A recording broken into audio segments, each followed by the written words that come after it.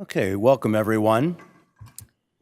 We've already begun our meeting earlier, and we already took our roll call, and we'll ask our city attorney to bring us out of closed session. In tonight's closed session, the City Council took no reportable action. Okay, and that'll bring us to our Pledge of Allegiance. Councilmember O'Donnell will lead us in the pledge. Can begin. I pledge allegiance to the flag of the United States of America and to the republic for which it stands, one nation, under God, indivisible, with liberty and justice for all. Okay, and it's my honor to welcome with us this evening Pastor Matt Palm from Hope Church is going to lead us in an invocation this evening. Thanks for being with us, Pastor. Thank you, Mayor. It's my privilege to be here tonight. Let's pray together. Heavenly Father, on this Valentine's Day, we thank you for our city. We thank you for our mayor and our council members and all the city staff, our first responders, our sheriffs. We thank you, Lord, for each one who gives this city so many hours and so much of their time. We thank you for their leadership, for all the things that they do, both the things that we see and the things that we don't see. And I pray a special blessing over their families tonight, husbands and wives and children. And I pray, Lord, tonight as we're here and as we think about what it means to love and be loved, that you would remind us once again to love the people that everybody else walks by. And Lord, that's what Operation Hope has been about for 20 years, caring about the people that everyone else walks by. I thank you for the heart of our mayor on the subject of homelessness, and I pray for your continued grace over our city and over our region as we do our best to be the people of God you've called us to be the people who care, to be the people who build this great city and the future that is to come. We ask for your continued wisdom and guidance for our leaders, and we pray a special blessing over them that they will have your continued wisdom in all things. And we pray this in the name of the one that makes Easter possible. Amen. Amen. Thank you very much, Pastor. Okay, and our city clerk has a few announcements. Thank you, Mayor. In accordance with the Brown Act, I'd like to announce that as a result of convening simultaneous meetings, the members of the Buena Sanitation District will receive compensation of $147.75 for the district meeting pursuant to Buena Sanitation District Ordinance 2006-1. I would like to remind everyone that the municipal code requires members of the public to observe order and decorum at the meeting and to conduct themselves in a courteous manner. The ordinance was adopted to allow for public input and to facilitate city business without disruption of the meeting. Applause is appropriate for the items listed in the presentation portion of the agenda only. Students wishing to receive credit for attending this evening's meeting must stay for a minimum of 1 hour. However, we ask that you stay for the completion of an item rather than leaving in the middle of a discussion. When you are ready to leave, you may ask one of the staff members in the back of the room to sign your paper. Thank you. Thank you very much. And now, as regards addressing the City Council, to speak on an item on the agenda this evening, please fill out a speaker slip with the number of the item that you'd like to speak on and give it to the clerk, secretary, staff. Speaker slips are available on the table just outside the City Council chambers. Speakers will have 3 minutes to address the City Council. And with that, we'll turn to our acting city manager for approval of our agenda. Thank you, Mayor. I would like to note that item C6, 2023 City Legislative Platform has been removed from tonight's agenda by staff, and it will be heard on the February 28th meeting. Thank you. No other further changes to the agenda. Thank you very much. And we had our report out from our city attorney. We have 2 presentations this evening, and would invite our council to join us at the rostrum for the presentations.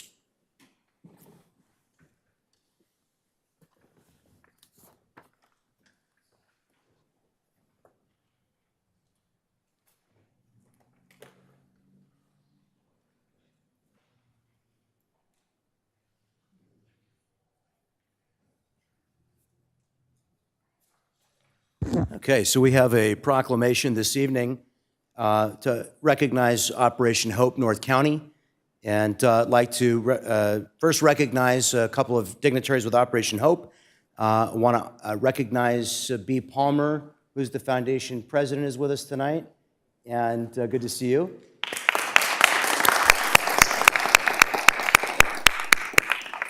We have Executive Director Jimmy Figueroa.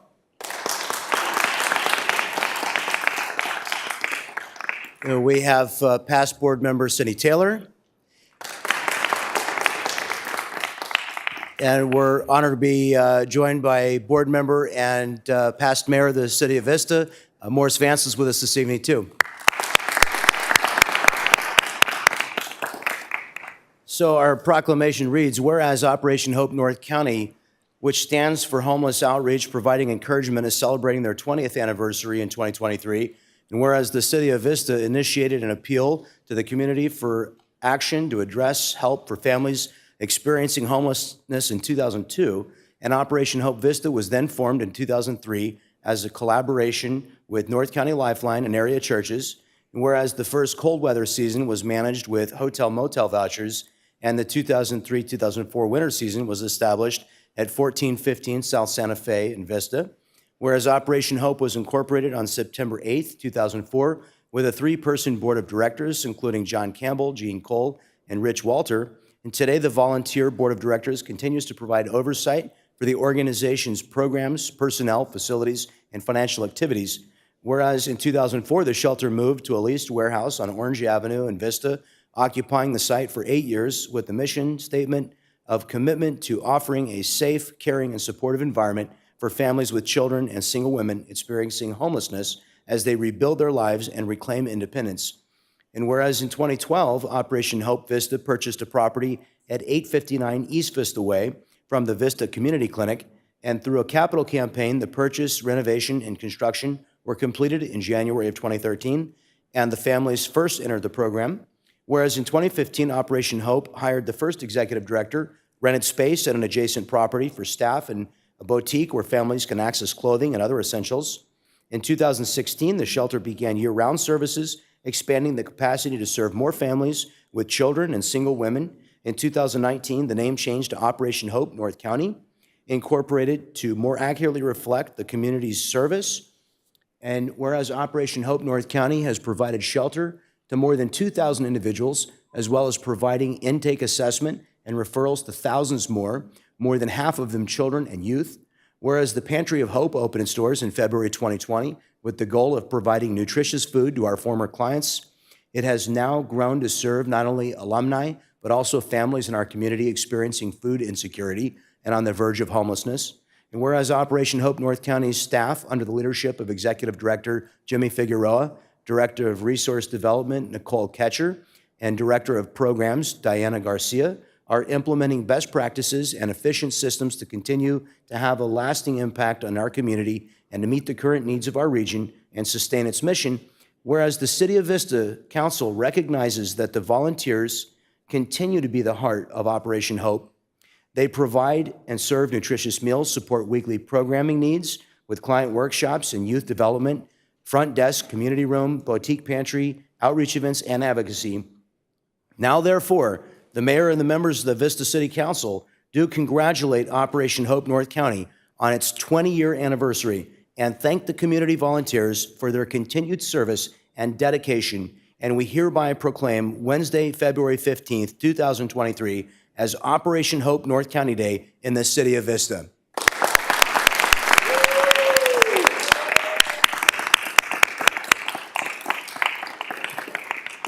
And if all of you who are volunteers and staff with Operation Hope would like to come up and take a photograph with the council, we would love that. And all those who've served Operation Hope and their mission, please. Oh, and we've got a few that want to say a few words, so please come forward now, and I invite you to address the crowd.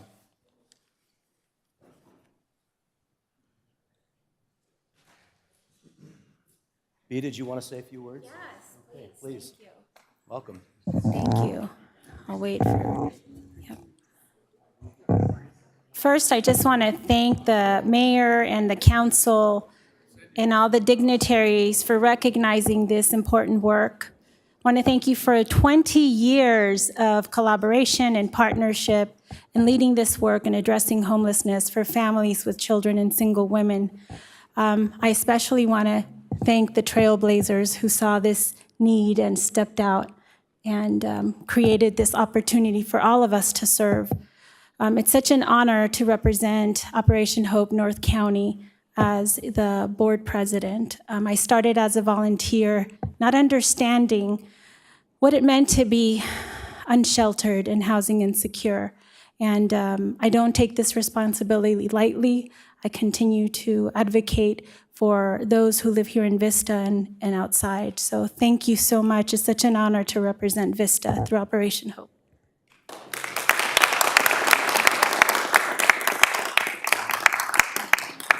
Present this to you since you're the... Okay.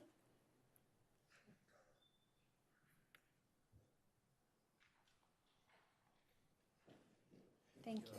Would anybody else like to say a word? I don't want to step out without thanking Jimmy Figueroa and the amazing Dream Team, Nicole Ketcher, Director of Resource Development, and Diana Garcia, Director of Programs, and all the staff there. Thank you.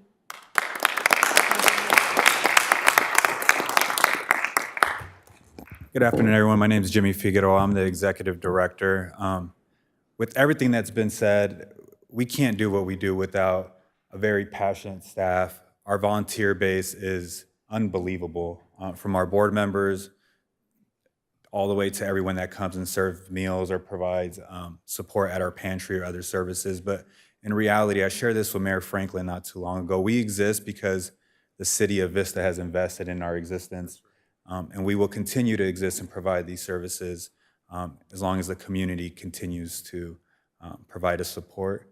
We will be here for the next 20 years. So thank you.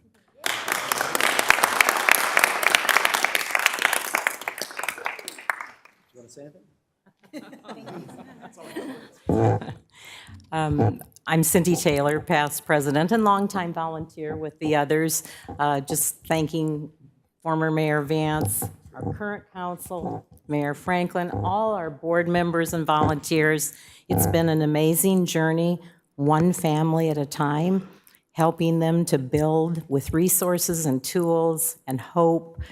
It's really an amazing program. I just like to invite everybody to participate, be part of our community support. And again, thank you to the staff and the volunteers for making everything possible.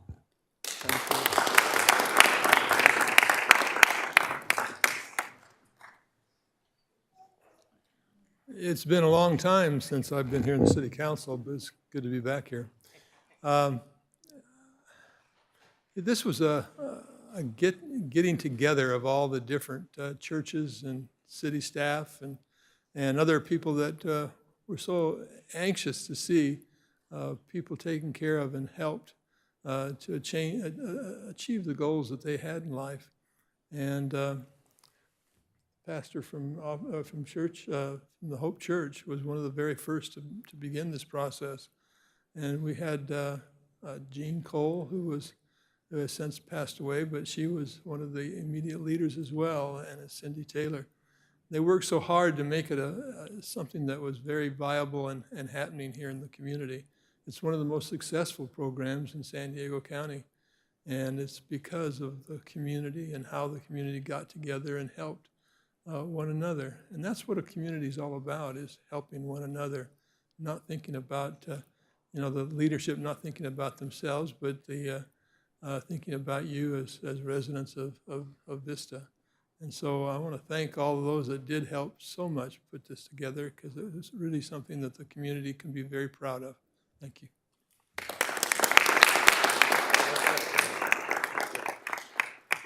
Thank you very much, Mayor. I just want to close on this item by saying how incredible it is that there is a place in our community where if you're a family suffering from homelessness, maybe you're living in your car, maybe you're on the street, there is a warm, welcoming, inviting place for you to go and receive services with a room of your own that you can lock the door on, with a kit of toiletries for your whole family, bedding, clothing, food. It's pretty spectacular. So check it out, please, if you're not familiar with it. And thank you very much, all of you, for all the good work you do.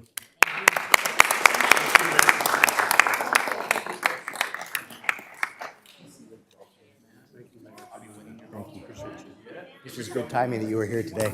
Yeah. Joe, green, no E at the end of the E. Cindy, make sure the golf trophy has my name on it. You're okay? All right.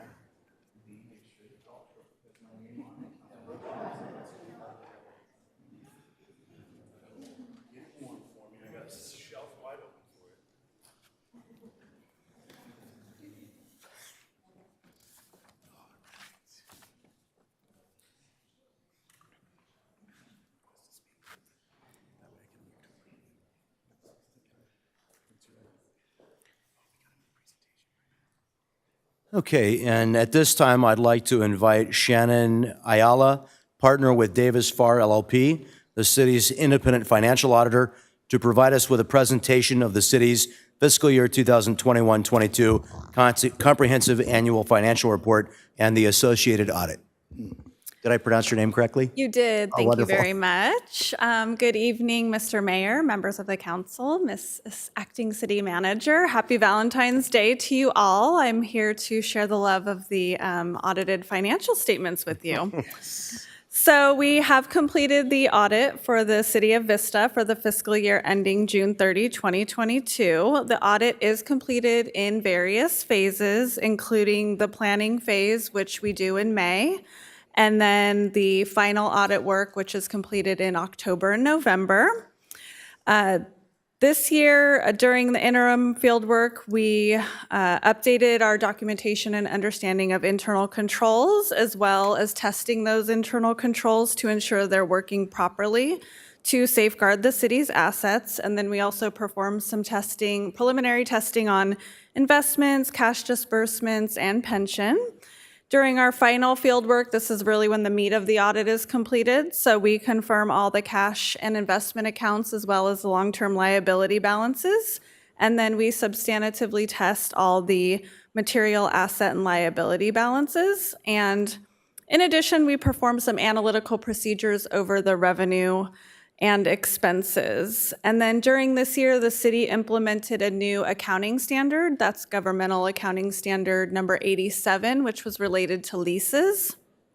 This resulted in a total of about $18 million being recorded on the city's balance sheet for lease receivables, as well as an offsetting deferred inflow related to those leases. This is essentially the land leases, long-term leases that the city has, and this GASB standard, like all others, is supposed to help promote transparency in the financial statements. So the culmination of this process is the preparation and issuance of the annual comprehensive financial report, also known as the ACFR. It's divided into 5 key sections: the introductory section, which includes the transmittal letter, the GFOA award, which is for excellence in financial reporting, the city officials, and the organization chart. The financial section includes the auditor's report, which indicates that the city is responsible for the preparation and fair presentation of the financial statements in accordance with accounting standards. And the purpose of the audit is to express an opinion about whether the financial statements are free from material misstatement. Also includes the management's discussion and analysis. This is sort of the Cliff Notes version of what happened at the city during the year and on the financial items affecting the financial statements. And then you have the financial statements, the footnotes, and the required supplementary information, which consists of information required to be reported for pension plans, as well as budget to actual schedules for the general fund and housing authority. And lastly, the statistical section, which includes economic and demographic data to round out the financial statements. So this year, our team of auditors spent approximately 600 hours analyzing the city's financial data, and we believe the procedures are sufficient to express an opinion, of which we did express an unmodified, also known as a clean opinion, on December 15th, 2022. The unmodified opinion is the highest level of opinion that can be received on the financial statements. You may also note that there was an emphasis of matter paragraph in the audit opinion. This is related to the implementation of GASB 87, and our opinion is not modified with respect to this matter. So in addition to the annual comprehensive financial report, we also issue the financial statements of Buena Sanitation District and the Vista Joint Powers Authority. Each of these agencies also received an unmodified opinion dated December 15th, 2022. We do some additional compliance work, so we issued the successor agency compliance report, the agreed upon procedures on Proposition L, and the GAN limit letter. All of those were completed with no exceptions noted as a result of our procedures. Lastly, we issue the communication to those in governance letter, also known as the SAS 114. This is the end of audit communication letter, indicates any sensitive estimates in the financial statements, significance of specific footnotes, there were material audit adjustments, and if there were any disagreements or difficulties during the audit, of which there were none. We do have in process the single audit of the city, which is the audit of the federal expenditures, and we expect to have that completed by March 31st. Lastly, I just want to say we appreciate the time and effort of the finance department. Matt McDonald and Mike Sylvia and their team put a lot of effort into the audit and spend hours and hours answering our hundreds of questions. So we do appreciate that. And with that, that concludes my prepared comments, and I'm happy to take any questions that you have on the audit process. Thank you very much. And Councilman Green has a question. Yes, sir. I don't necessarily have a question. I basically just wanted to thank you, and I wanted to make sure that what I'm hearing is that Mr. Mike Sylvia and Matt McDonald and our finance team did a stellar job, received the highest opinion we could have on an audit, and our finances are looking nice, clean, and ready for that federal expenditure audit coming up in March 31st. Correct. Awesome. And 600 hours you feel like was an adequate amount of time to review all of those documents? Yes. Awesome. Well, with that, I just want to thank you for reviewing. As a city, it's our job to be transparent, and having an outside agency come and review and report back to the community is a big part of that. So thank you so much for your time, and thank you, Mr. McDonald, and thank you, Mr. Sylvia, and our finance department as well. Thank you. Thank you. Well said, Councilman. Not seeing any other comments or remarks. Thank you very much. Thank you. And that'll bring us this evening to our consent calendar. The recommendations on the following consent calendar will be enacted in one motion unless an item is removed from the calendar. Any member of the public may remove an item by submitting a request to speak card to the clerk secretary. Items removed from the consent calendar will be considered immediately following the adoption of the calendar. We have 7 consent items this evening, and I do not believe we have any that have been pulled by the public. Item 6 has been removed per the interim city manager's note. So I have Councilman Green. I would move that we approve the balance of the consent calendar without C6, as mentioned earlier. I would second that. Any other comments or remarks on the consent agenda? Seeing none, please call the roll.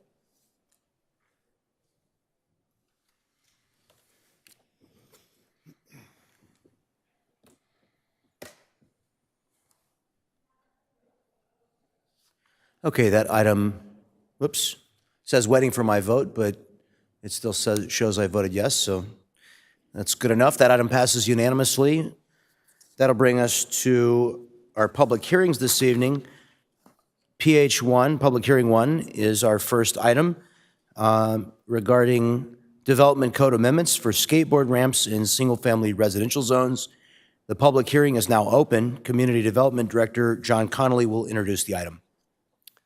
Thank you, Mayor and council members. This is a review of skate ramps in residential zones, as the mayor mentioned. This was initiated in October of last year with the discussion at the Planning Commission regarding larger skateboard ramps in single-family residential zones. The commission on that night directed staff to prepare some code amendments to regulate the development and use of these ramps within single-family zones, and that's what we're here for this evening. Staff has prepared some corresponding code amendments and a city council policy addressing the review and approval of skate ramps in residential neighborhoods, which I'll cover briefly. So the project or the staff proposal this evening would amend the E1, that's the estate zone, the A1, the agricultural zone, and the R1, the residence zone, to permit skateboard ramps exceeding 6 feet in height with a minor use permit. The height of the ramps would be measured from the flat bottom of the ramp to the highest deck of the structure. That's where the 6-foot measurement would come in. And the project would also amend the nonconformity regulations within our development code to address amortization of such structures as non-agricultural accessory recreational structures. Amortization is essentially the period of which a grandfathering would be permitted. So specifically, the development code amendments are to the Chapter 1808, the E1 zone, 1810, the A1 zone, and 1828, the R1 zone, would amend the list of uses within each of these zones to identify that skateboard ramps exceeding 6 feet in height would be permitted with a minor use permit, subject to the recommended City Council Policy 300-16. Skateboard ramps meeting this criteria, the 6 feet in height criteria, would not be permitted in any other residential zone. I included a map of our zoning that's on the screen here. I believe one is also included in your packet, which identifies where these zones are located. The A1 zone is scattered around the periphery of the city. It's very limited.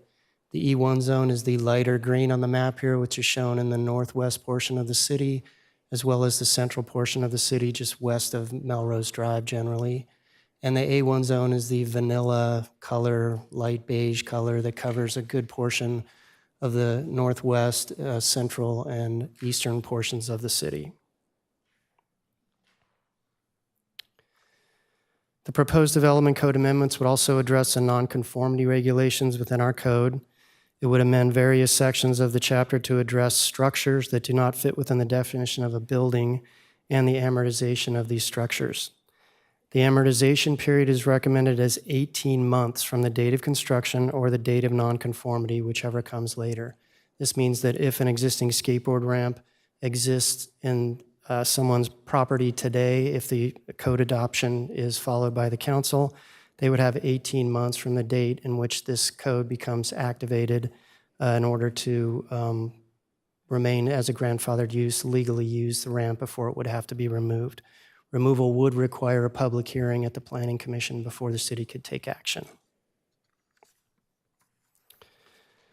The proposed city council policy is included with the action this evening, would require an MUP, as mentioned, a minor use permit for skate ramps exceeding 6 feet in height.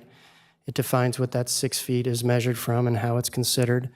It clarifies that such ramp structures would not be permissible in any other residential zone, and it establishes criteria for the review of these types of structures based on the Planning Commission's direction that was received in October of last year.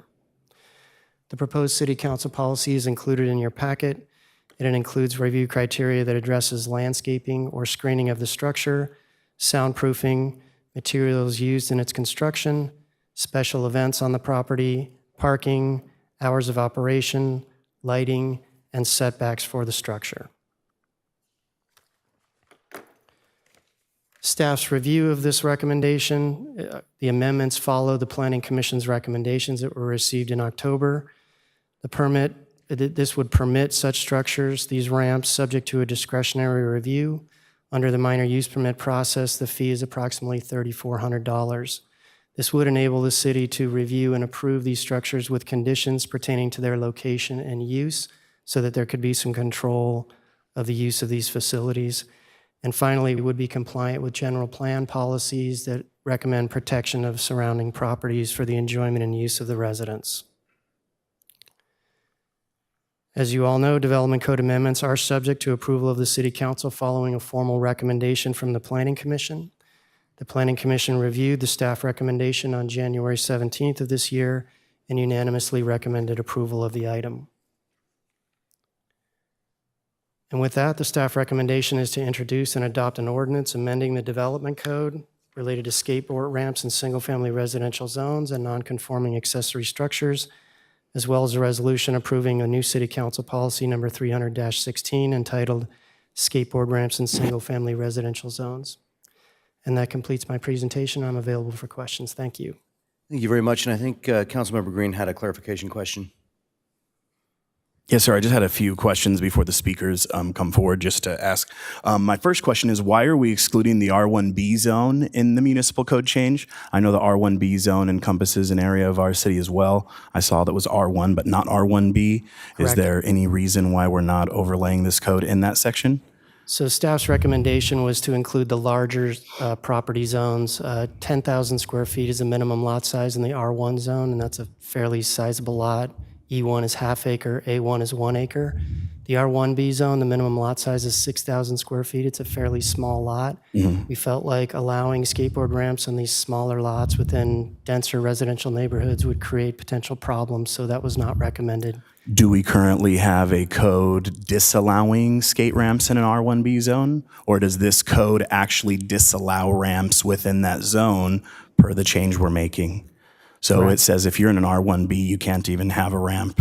It's not in place today, but if adopted tonight, yes, that It would be the be. case. So that's part of the code. Correct. And the reasoning is because we don't feel those lots are big enough to put a skate ramp that wouldn't be affecting the quality of life of the surrounding neighbors because the lot size is too small. That's correct. Okay, so that's the R1B question. The other question that I had is, after the 18 months of the grandfather in, do they have to apply for the MUP? Or if they're already an existing ramp, do they get to go in front of the planning commission and be reviewed at no charge? Because I know you said in order for them to, their grandfather ramp to be approved, it'd have to be reviewed by the planning commission. So do they have to pay for that review, or is that something that we offer as a city to just say, hey, this is what the planning commission thinks you need to do to your property? So I should clarify, the MUP is required if they want to keep the ramp. They have 18 months. If someone has a ramp today, they have 18 months to enjoy it before the minor use permit would have to be obtained. So they have 18 months to apply for and receive a minor use permit, and anyone that has an existing ramp would have to go through that process. If they chose not to go through the process or the minor use permit was denied, once the 18 months ran, before the city could abate the use or require that it be removed, we'd have to hold a public hearing at the planning Okay. commission for the abatement.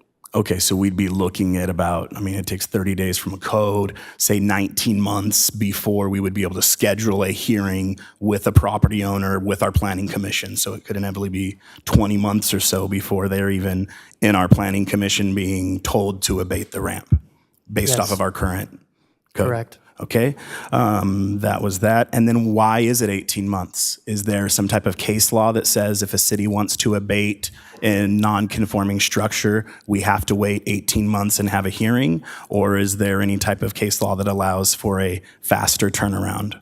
So the amortization period was based on a recommendation from the city attorney's office based Okay. on the value of the structure. I'll let the city attorney speak to that. Yeah, the abatement period is all based on case law, and it has varied anywhere between 12 months to 5 years, 60 months. And it depends on basically the value of the structure, the size of the structure. And so we felt that 18 months was a conservative amount of time. But it can fall anywhere between 12 to 60 months is what we've seen in the case law. Okay, and it all depends on what we deem the value of the structure to be at the end of our code investigation or whatever, I would assume? Value is one factor, size, complexity, Okay. things. So it would be just, every situation is going to be different. Okay, I just wanted those questions answered before I hear from the speakers. Thank you so much. Thank you, Mr. Conley. I actually have a clarifying question also, which is, so the 18 months applies to a ramp that's currently in existence. If someone were to build a ramp, say a year from now after we adopt this, and then the ramp is discovered to be not in compliance, it doesn't have a permit, then do they still have the 18 months? No. No. Okay, very good. Okay, if there are no other comments from council at this time, then we do have 5 public speakers.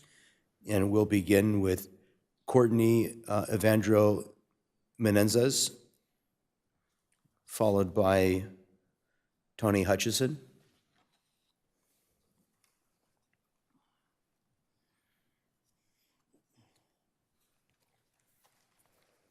Good evening. Good evening. My name is Courtney Menezes. This is my husband, Ivandro Menezes.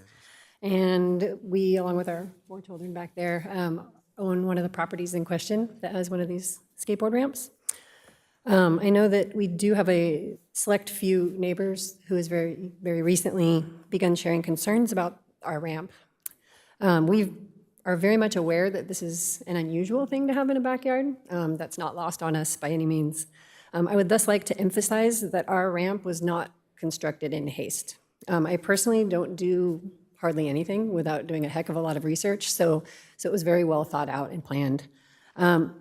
Vista's long history of being a skateboard-friendly city was one of the main attractions to bringing us here, and why it was a prospect for where we wanted to move. When we found our property and felt like it was the right place, we then thoroughly researched the property. We contacted the city, we called, we emailed, and made sure there were no legal barriers to constructing it. And bearing none, we then reached out to all our then current adjacent neighbors. There are 4 different properties that share a property line with ours. And then after receiving their blessing, a couple of them even helped us construct the ramp and advised us through the process. We are very grateful for them. As far as the ramp goes, it has existed for more than 10 years, mostly peacefully. We learned about some opposition to our city-sanctioned event back in July of last year, but we're otherwise unaware that there were any ongoing concerns with the ramp pretty much at all. We only learned of this at the initial hearing back in October. To reiterate, we did our due diligence in researching the existing law and in seeking neighbor approval before investing in our property and in the ramp construction. And because of this research, we have made a sizable investment in property enhancements specific to the ramp, as well as that's in addition to the cost of constructing and maintaining the structure itself. We also continue to make investments out of consideration of our neighbors. For instance, we have added screening, landscaping, noise insulation. We don't skate on Sundays almost ever. We don't have lights, so therefore we do not skate after dark ever. We have attempted to spread anyone coming over throughout the day, mostly during business hours, to impact the number of people at one time to really try to minimize noise as much as possible. We have also promptly and in good faith addressed any and all concerns that were raised directly by the city to us in regards to the ramp and our property.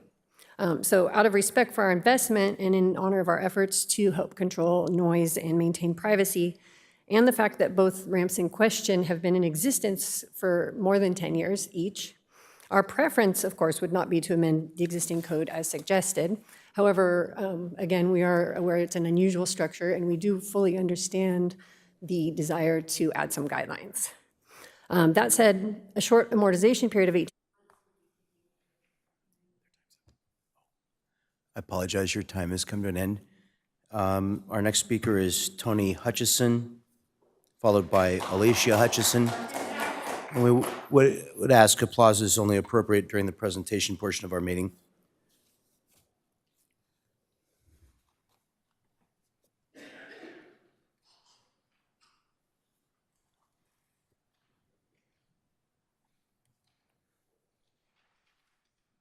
I want to thank the city staff and the Planning Commission for drafting and unanimously proposing this ordinance to you for your consideration. Nothing in this proposal is unreasonable.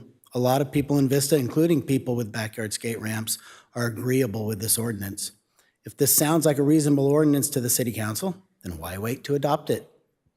I hope that the council moves quickly and unanimously to approve this ordinance based on the common sense that it is drafted on. This ordinance is long overdue. Common sense needs to take priority over absurdity. That is what the situation in my neighborhood has become, absurd. My neighbor's backyard skate ramp is absurdly large. Seeing it tower over my private backyard is absurd. His use of it is absurd. The number of people he has skating on it is absurd. The noise is absurd. The nonstop skating from breakfast to past dark is absurd. Having customers, students, friends skating on his ramp 6 days a week is absurd. My neighbor's explanation to me for all this is also absurd. 2 years ago, I asked him if this was all necessary because it was bothering me. He said he would take it into consideration. Then a year ago, the absurdity got worse. Again, I asked him nicely if he could agree to give me 3 evenings a week with no skateboarding. And he said, I have a business to run. I have photo shoots to do. I have events to put on. And regarding the business, he said, I went to the city and told them I have a skateboard lesson business I need to run, and they said I'm doing everything right. If he was doing everything right, then why are we here tonight? I've taught high school in Escondido for 30 years. My wife works for Vista Unified School District. We're both nearing retirement. We work hard to own and enjoy our forever home on Oak Drive, and all we want is to enjoy it like everyone else enjoys the comforts of their home. This ordinance will bring much-needed regulation to our situation that I know will restore peace to my neighborhood. I want to come home to a sense of tranquility and sanctuary like you. Instead, I get anxiety when I get to Foothill Drive, knowing what I'm coming home to daily.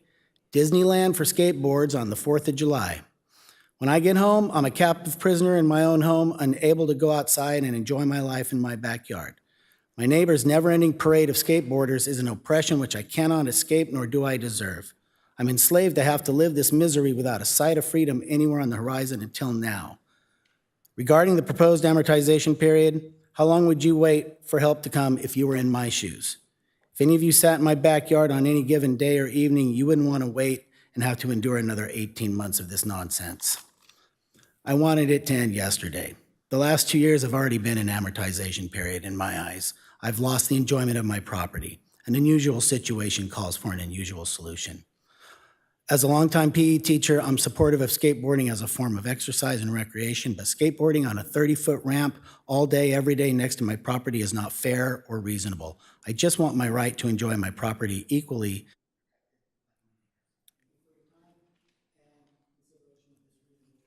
Thank you very much. Alicia Hutchinson, followed by Tom Payne.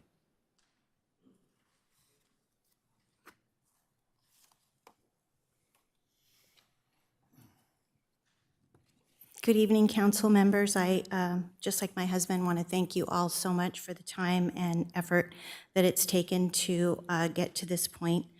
I also want to appeal the 18-month time frame. I know that you're trying to be fair to all parties, but I ask you to consider the neighbors on all sides. Is it fair to our retired neighbors who have this noise level all day long? Is it fair to my husband and myself when we get home and we just want to have a few hours of sunlight in our backyard with some peace and quiet to enjoy the music of our choice or to enjoy our pool or hot tub in privacy and peace? 18 months, as I said at the last meeting, is 2 more summers gone.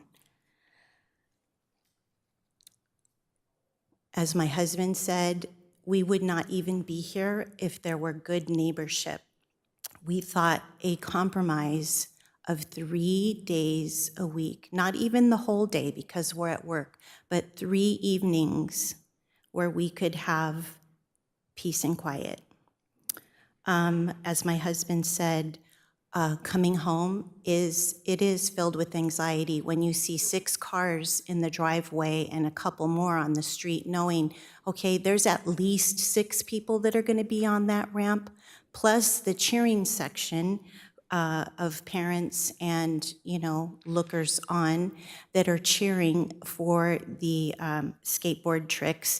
And please forgive me, but the bang, bang, bang, bang, bang of all the skateboards banging when they do a great trick. It is enormously loud and it is frightening. I won't take any more of your time. I just, once again, want to thank you, and we just plead with you that 18 months is way too long. Thank you so much. Thank you. Tom Payne, followed by Janet Payne.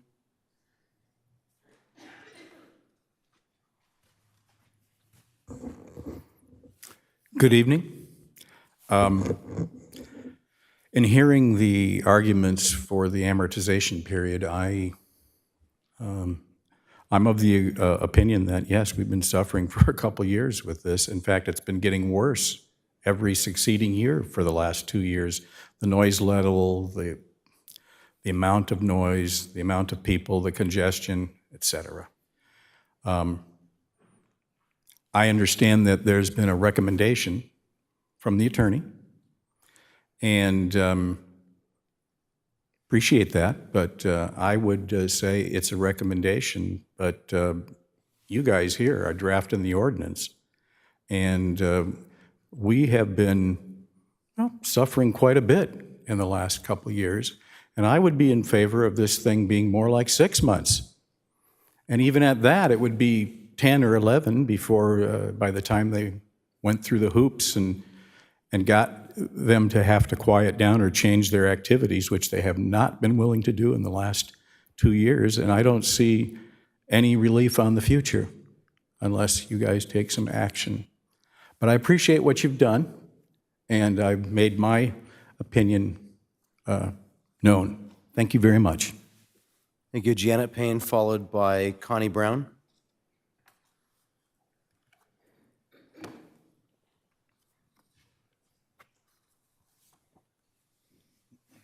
Hi. Thank you so much for letting us take this opportunity to share our feelings with you. My husband and I moved to LA many years ago. After we were there in LA for 4 years, we chose Vista because it was semi-rural to rural, a beautiful, quiet place to raise a family. So we've been in Vista since 1987. And I tell you what, after being in LA with all that noise, I thought I just died and gone to heaven to come to Vista. That first week, we slept day and night for a week. So beautiful and quiet. And I've noticed in the last few years with the noise from that, the skate ramp, I don't go out in my yard and do yard work. I don't enjoy going outside anymore because of the constant banging of the boards. And I figured out that, excuse me, it was the same tension I was feeling as when we lived in LA. Constant noise that doesn't go away. Now, sure, if I go out at night, they're not going to be skating, but I want to go out in the daytime and enjoy my yard. So I have gotten pretty resentful that I can't enjoy my own yard because of this constant noise. Thank you for hearing me. Thank you. Connie Brown.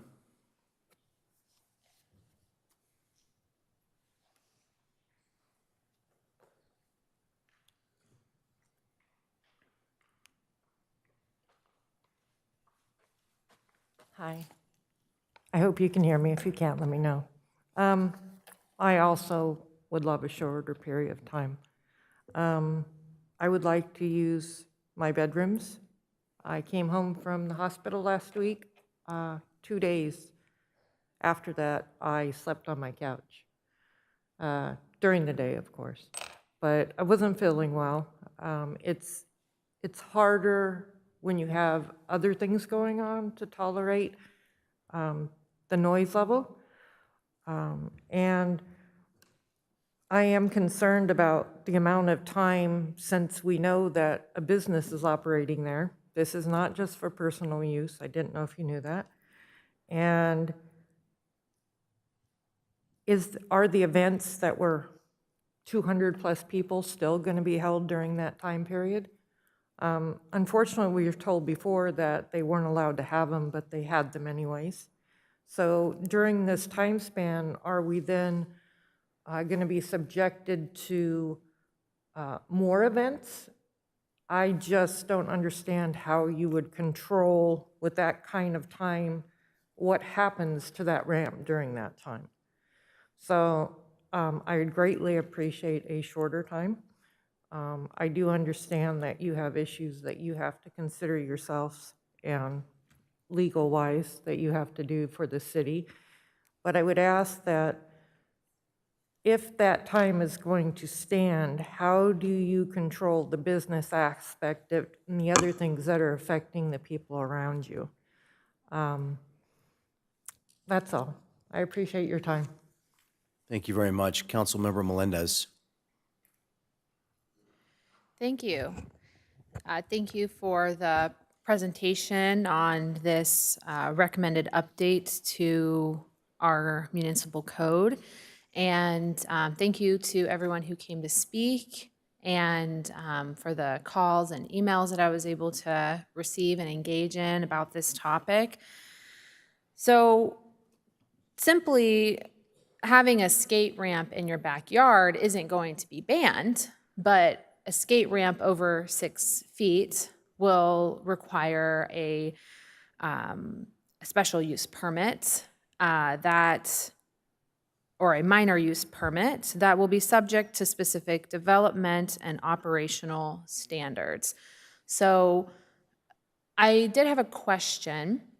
A lot of the neighbors are asking about specific times of use, as well as height, right? But from what I'm hearing, times of use is probably one of the more significant challenges with the noise and nuisance related complaints of having a highly active skate ramp in your backyard. So Mr. Conley, would that be on a case-by-case basis, the operational standards? So each ramp that came forward for approval would have to go through the minor use permit process, and the staff would be able to impose conditions for the use of the structure depending on the characteristics of the property and neighboring concerns, and time of use could be a condition. Okay, so I mean, I definitely prefer neighbor-to-neighbor issues to be handled at the neighbor-to-neighbor level. And somewhere along the way, that no longer became a reality for the neighbors in this situation, which is unfortunate. And it happens a lot. There are a lot of decisions that come before our council that I think could have been handled at the neighbor-to-neighbor level, but differences of opinions or different challenges or even concerns about legality come to mind. And that's where we can provide a judgment and a decision-making authority to try to provide peacemaking to the neighborhood. So I really do see regulations like this not as something that's going to take away from the benefit of someone being able to do a sport in their backyard and on their free time, but to be able to have consideration to a group of people, the neighbors, and to have peacemaking. So I would definitely understand why this is coming before us. And usually in conversations when it comes to noise and nuisances and those types of conflicts, I always have to reference that I live in a very loud part of Vista, probably the loudest part of Vista. I'm right in downtown by the transit center. So I hear the train all the time. And when I first moved in, it was like I could not sleep. And now I can sleep through those trains and even the late night freight trains that come by that are really, really loud, right? And all the first responders that are driving through downtown, all the drag racing that's happening all around my neighborhood, right? It's noisy. But that's not, that's my neighborhood. That's not this neighborhood that is in so much conflict right now. So I think it's really important to kind of know what you're expecting in your neighborhood to be able to have a reasonable set of expectations of, I know that I'm going to be able to have certain types of quiet hours at this time of day, or I know that I'm going to be able to enjoy my skate ramp at these times of day so that I don't have to worry about having conflict with my neighbors. Everybody has the same level of expectation. So I think that everything that is outlined here is reasonable. And I would also say that that flexible period of 18 months is also reasonable. The recommendation from our city attorney is essential because I'm not an attorney. None of us up here are attorneys. That recommendation is here to protect the city and to protect this decision, right? We don't want to reduce that time and have a greater conflict or legal implication that could result in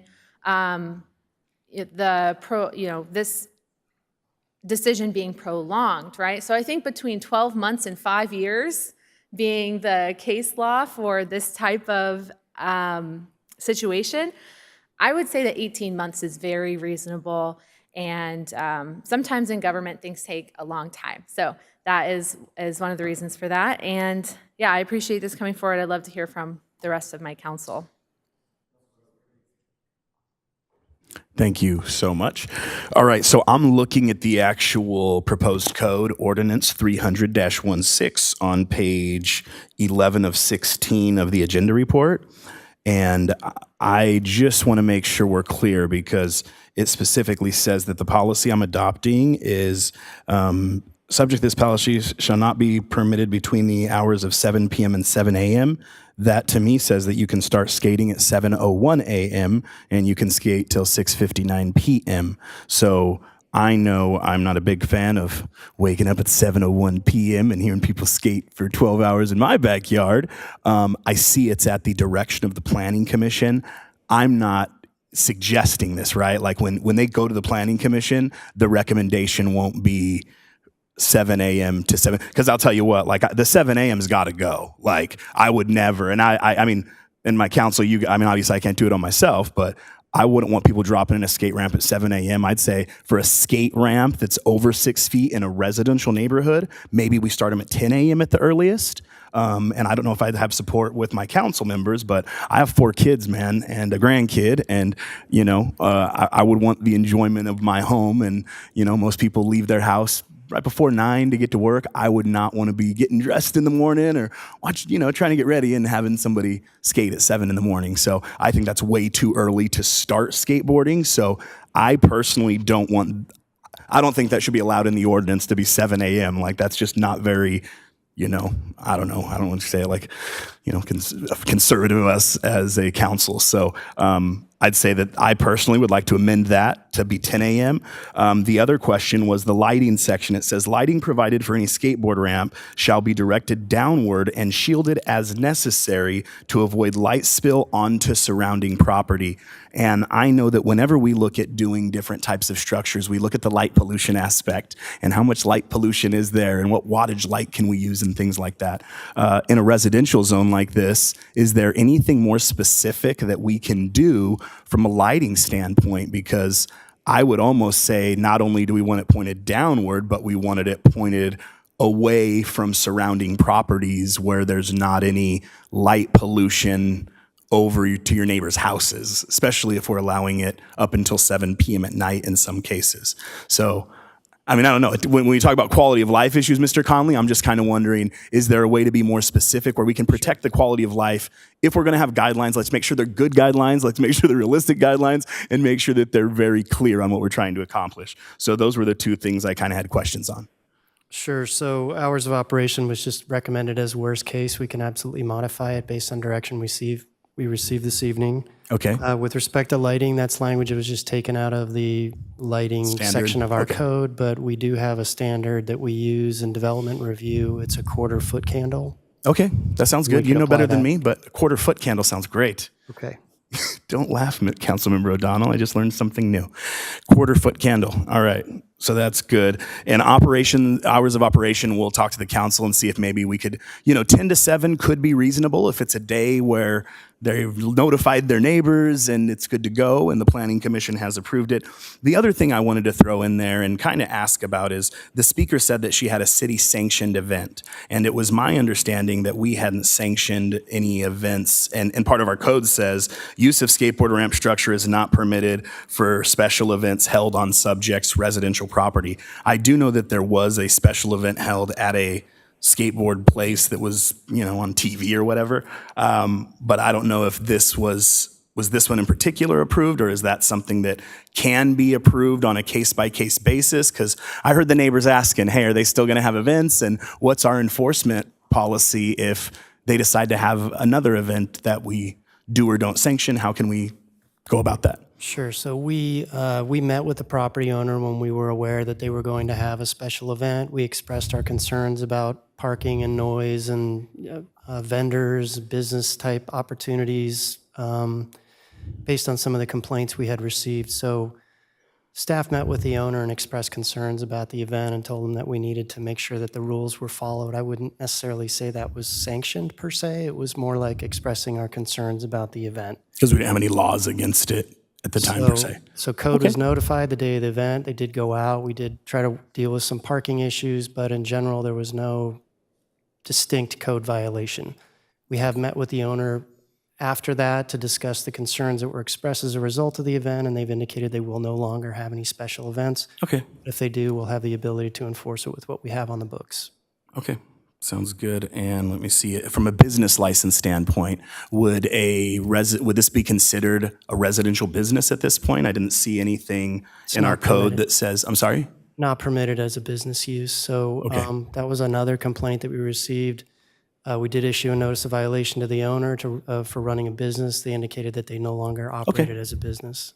Okay, so all that we're doing here is basically saying, hey, this is considered a play structure per se, which I know that's where it was under our code before. Correct. But now we're specifying, hey, skateboards, these are actual guidelines for it. And these 8 items that you set out are similar to other municipal codes in other cities, I would assume as well. No, these are distinct recommendations. Oh, we're at the from our tip of the planning spear in commission. Vista, huh? Look at Yes. that, Planning Commission. All right, I like it. And then the only other question that I had is, I know the speed at which we travel, and not just as a government, just because of the way policies and procedures work. Like if we were to adopt this code, it doesn't go into effect for another 30 days, and then we would wait another 18 months to find out if any grandfathered, ramps had, complied. Then they would either have or have not ordered a minor use permit. They'd be scheduled on the planning commission. I really am looking at about almost 2 years before I even change anything at all with any grandfathered ramps. Would I be exposing the city to additional liability if we lowered that time period for the to 12 months on the issue? Like, has a city lost a lawsuit on trying to abate after a 12-month period, or is that too aggressive? So there is no guidance on this. So we have picked a conservative number. So by reducing it to 12 months, I do believe some risk increased. There's a little bit of an increased risk.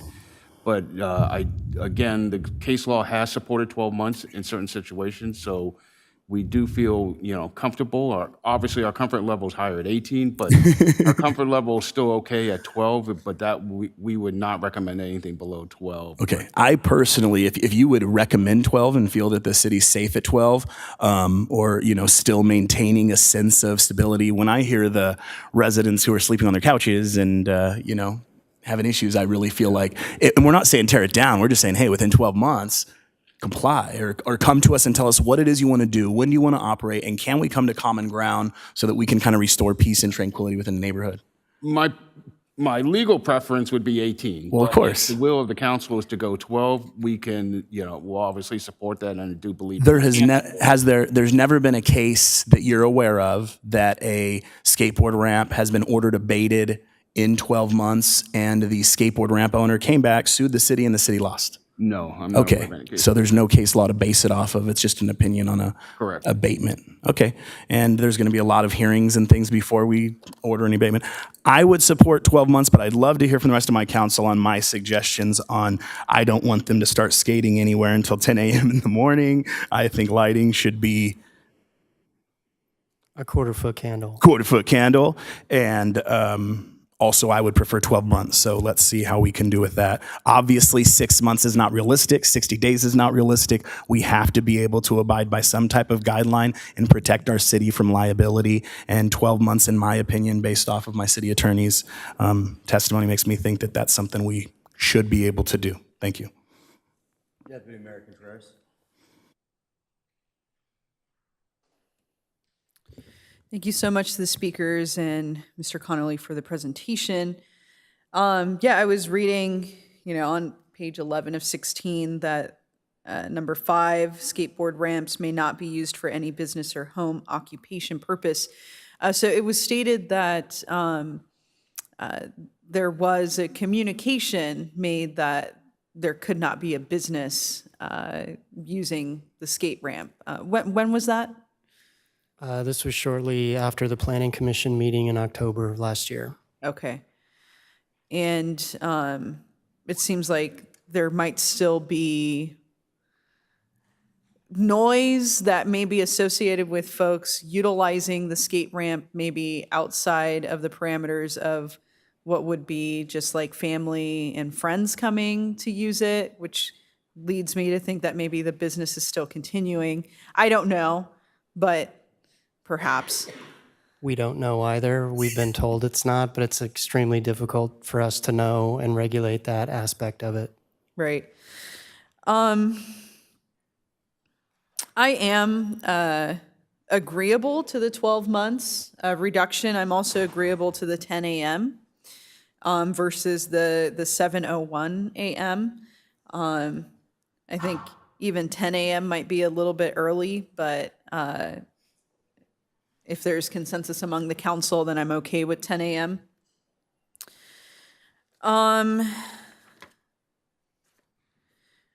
Outside of that, I know that these skate ramps it's an incredible opportunity for our youth to also be able to have recreation. So I don't know if this is going to be popular or not, but I almost feel like if we're going to cut back the 18 months to 12 months, that maybe we should waive the 3,000 and change for the MUP. I'm just going to throw that out there, see if anybody wants to discuss that. But I am agreeable to the 10 a.m. and to the 12 months. And hopefully, not only does this kind of help us in the future if these skate ramps continue to be built to ensure that there is, quality craftsmanship going into it and that they're to a certain standard. I mean, it seems like if this ramp has been going for this long, that it's probably built very well. But that's pretty much all I have. It doesn't seem like there's a lot of confidence in reducing below 12 months. Yeah. Yeah, even at 11 months, it doesn't seem like, yeah. So, okay, so I am okay with those two different changes, but outside of that, that's all I have to say at this time. Thank you. I don't know how I got kicked to the bottom. I was the second one up there to start, but we'll figure that out later. My understanding is, and this is probably repetitive for the third time, but there was no business permit ever submitted for this property, correct? That's correct. Okay, so is there anything that can help us? What I don't want to have happen is them say, we're not operating a business, we're just accepting donations for the work that we do, right? Is there anything to mitigate that or stop that or have any oversight on that?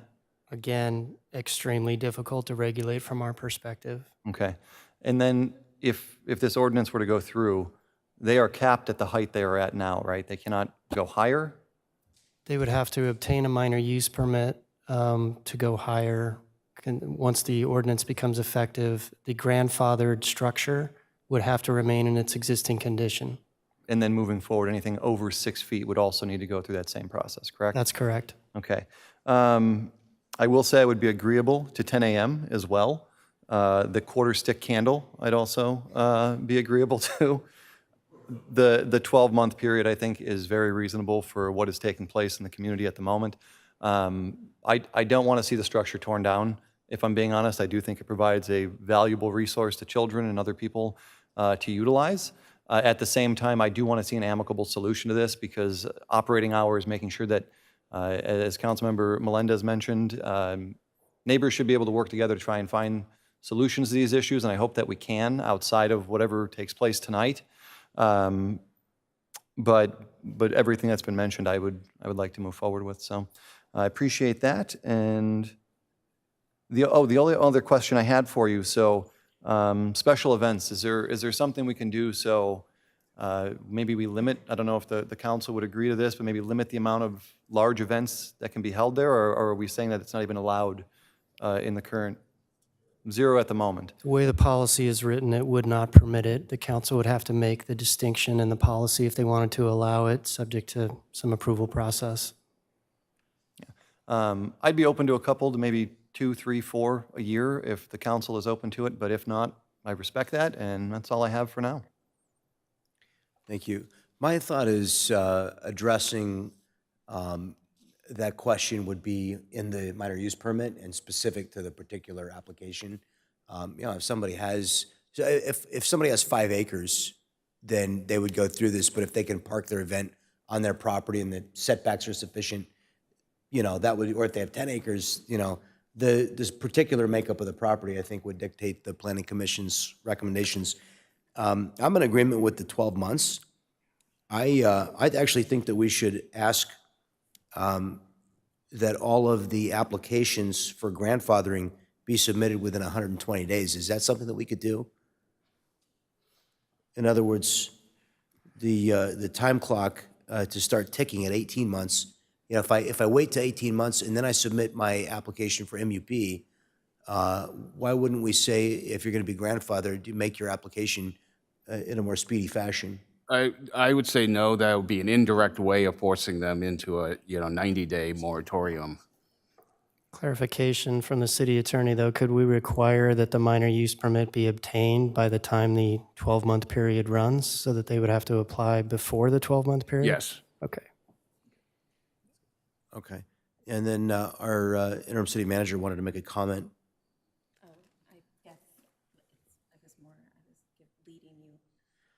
I'm not sure I understand.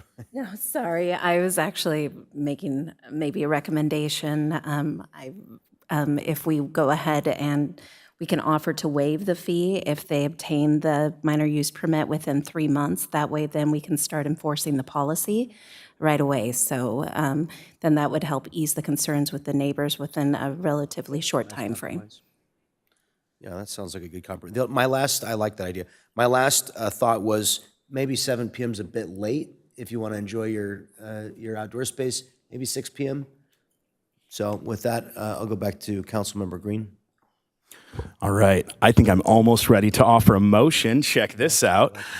So based off of this, I just want to make sure that I'm clear. The one thing that I did want to throw out there is on the special events, I don't know that I want to pass an ordinance again that just says you can't have any special events. I would prefer to change the verbiage of item number 4 to state that use of the skateboard ramp structure will be permitted for special events held on the subject residential property on a case-by-case basis as approved by the Planning Commission. Okay? And then that way, I'm not getting rid of it. I'm just saying it depends on, it's a case-by-case.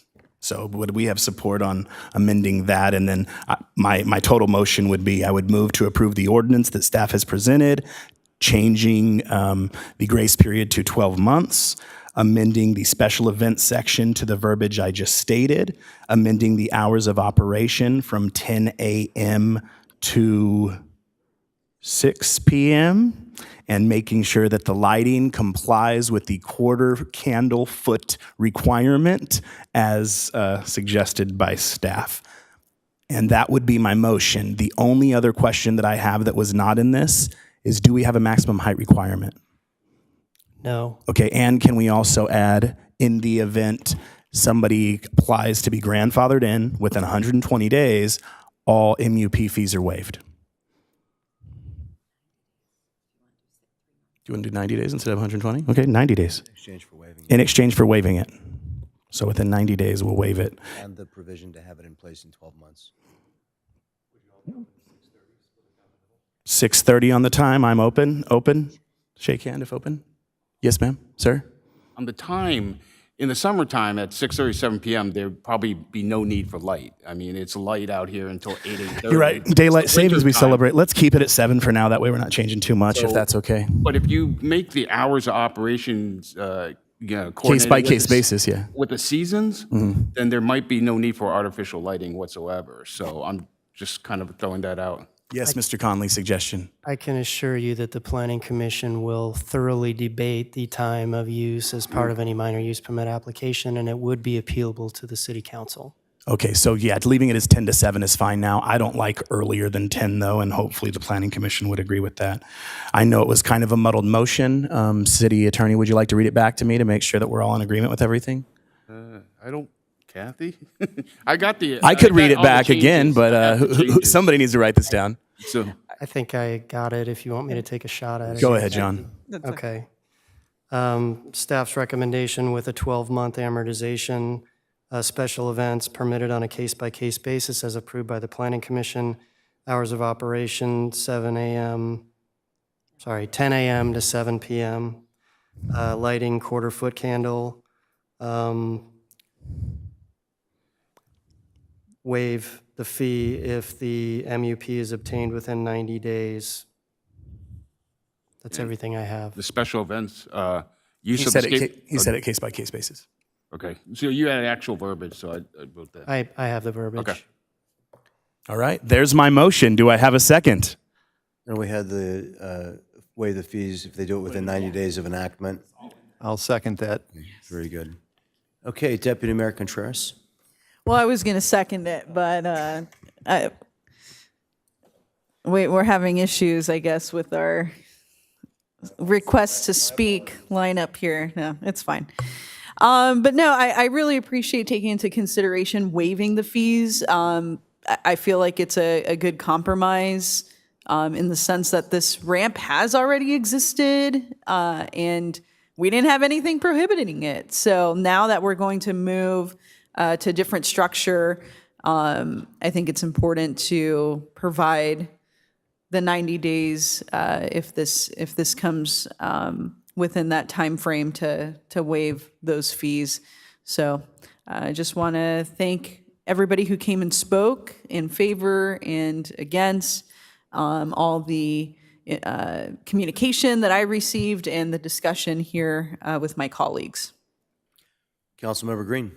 I just have one more question before we take the vote. In the event some of the grandfather ramps choose not to try to get that fee waived, they still have the 12 months to comply and they would not be approached or whatever until that 12-month period per se? No abatement could take place until then. So if they wanted to just wait and, okay, thank you. But at that 12-month point, they have to have obtained the MUP or we begin enforcement proceedings.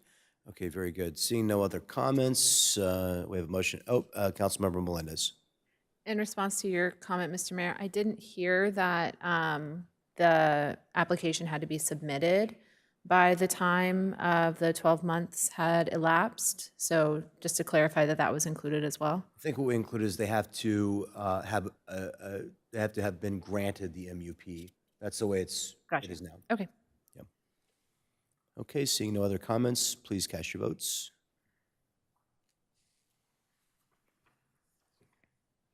That item passes unanimously. That brings us to item public hearing 2. Our second public hearing is regarding our development code amendments related to mobile showers and mobile laundry services. The public hearing is now open. Director John Connolly will introduce this item as well. Thank you, Mayor and Council. This is a code amendment addressing mobile showers and laundry facilities. This is coming from council direction received in October of last year, where mobile showers were discussed and staff was directed to prepare amendments to the development code to allow mobile showers and mobile laundry facilities within commercial zones with a minor use permit at no fee. Staff has prepared the corresponding code amendments to the development code, specifically to the C zones, that's C1, 2, and 3, and the M1 zone. To give the council an idea of what these facilities look like, we did a little searching on the web to find some photos. These are mobile shower facilities, typically pulled in on a trailer and connected to a water source, and can be moved on and off a property. Similarly, mobile laundry facilities typically come in a large rig or a truck, are moved onto the site, connected to water, and are provided for a temporary period and moved off the site. The proposed development code amendments would amend the chapters of the Development Code 1838, which is the C1 zone, 1840, the C2 zone, 1842, the C3 zone, and 1844, the M1 zone. It would amend the list of minor uses in each of these zones to permit mobile showers and mobile laundry facilities with a minor use permit and permits them as outdoor facilities. Mobile showers and mobile laundry facilities are already permitted on religious institution or nonprofit sites where comparable homeless services are provided, and so it would not affect the ability for users to establish those uses on those properties under the current code. Included here is a zoning map which identifies the location of the C zones and the M1 zone. Those are primarily located along the freeway frontage on Vista Way and some properties up off of, Sycamore near the 78 freeway. The M1 zone is located off of Olive Avenue. That's the purple. It's shown just east of Melrose. Staff review of this issue, the amendments follow the City Council's recommendations that were provided back in October. These uses would be subject to discretionary review under the minor use permit process. There would be no fee for these particular uses, but the minor use permit process would enable approval with conditions pertaining to the location and use of these facilities. Again, the request would be compliant with the general plan policies related to the provision of homeless services, specifically in our housing element. Development Code amendments, as I mentioned, are subject to approval of the City Council following a formal recommendation from the Planning Commission. The Commission reviewed the staff recommendation on January 17th and recommended permitting these uses with a minor use permit only in the C3 and M1 zones, so C1 and C2 were excluded from the Planning Commission's recommendation.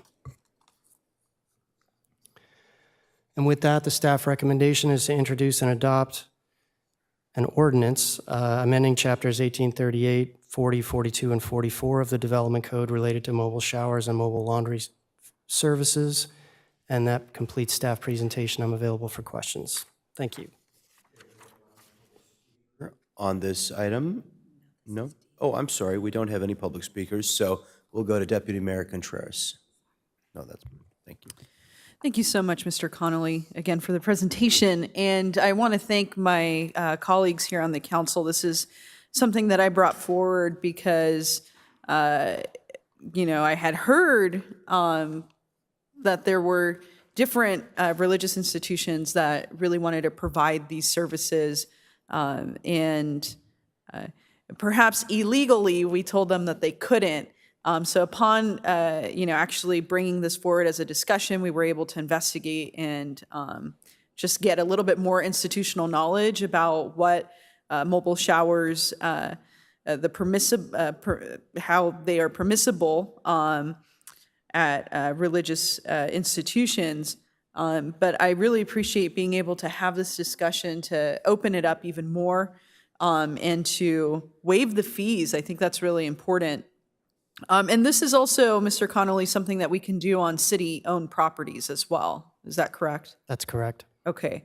Now, are you able to provide us context as to why the Planning Commission had a recommendation for only permitting these uses with an MUP only in C3 and M1 zones? The commission expressed some concern about the ability to establish these temporary uses in retail areas where owners might try to use these facilities instead of, for example, putting restrooms into their suite.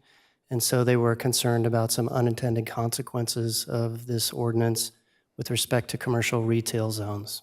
And is that from your perspective, is that a legitimate concern in the way that it's written? I won't say it's not a legitimate concern, but the staff didn't have the same concern. So our recommendation is to maintain all of the commercial zones in the M1 zone. Okay, yeah, I would like to follow our staff's recommendation. I appreciate the Planning Commission having some additional concerns. I just don't think that it's warranted. I think it's pretty clear what the use is, and it would have to go through an MUP anyways. So, and so the fees are only waived in this scenario. Let's just take the scenario a little bit further. In the scenario where a retail space does want to have this for whatever reason, would they be paying an MUP fee? No. Okay. I want to pose it to my counsel that Almost impossible for us to know, though, what the intent of an applicant is when they come in the door, whether or not we should charge the fee or not charge a fee. So having a criteria by which we charge a fee is going to make it difficult. It's much easier to just say, for this use, there's no fee. even if we were to say just for nonprofits, You could there's no potentially fee. do that. We just have to get some paperwork from them to show that they're a legitimate nonprofit. That could work. I'm going to throw that out there as a recommendation to my counsel, because I think really the intent here is most of the organizations that I'm considering that would utilize this MUP would be ones that are serving a population that is experiencing homelessness.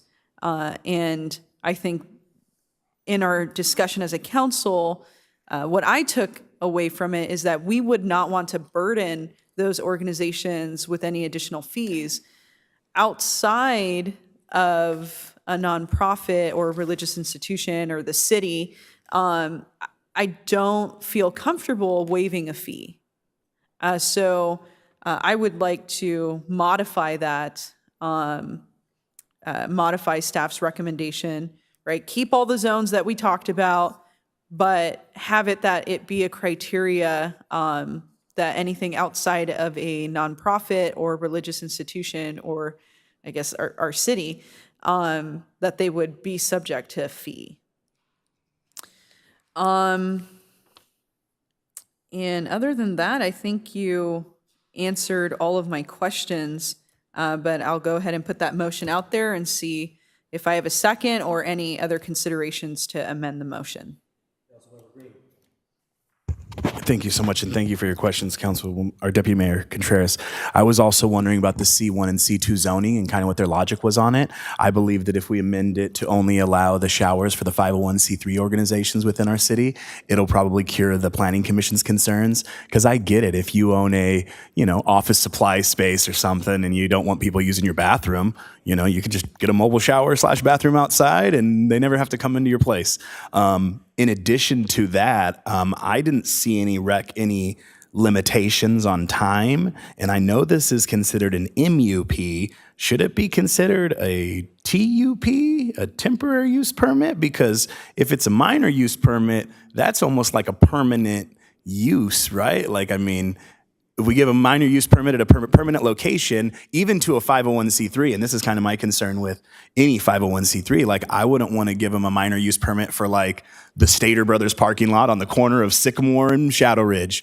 And this organization can have mobile showers there forever now because we gave them, MUP. So I think that it's a service that should be provided to our unsheltered population, but I don't know that I want them to be in a actual, location for a set amount of time, unless it's in our safe parking location, because we're going to have a safe parking lot with mobile showers and things. So my question for you is, with the MUP, is there a time limitation on, I know they're permitted for it, but their actual location for the shower? And I think that may also help with the C1, C2 areas, because the commercial businesses should be able to have some, relief. And we would also want the showers to be in different locations throughout our zones, I would think. So let me know on that. I know it's a long question, but you understand my... No, I understand. The minor use permit would give the ability for the city to control a time frame.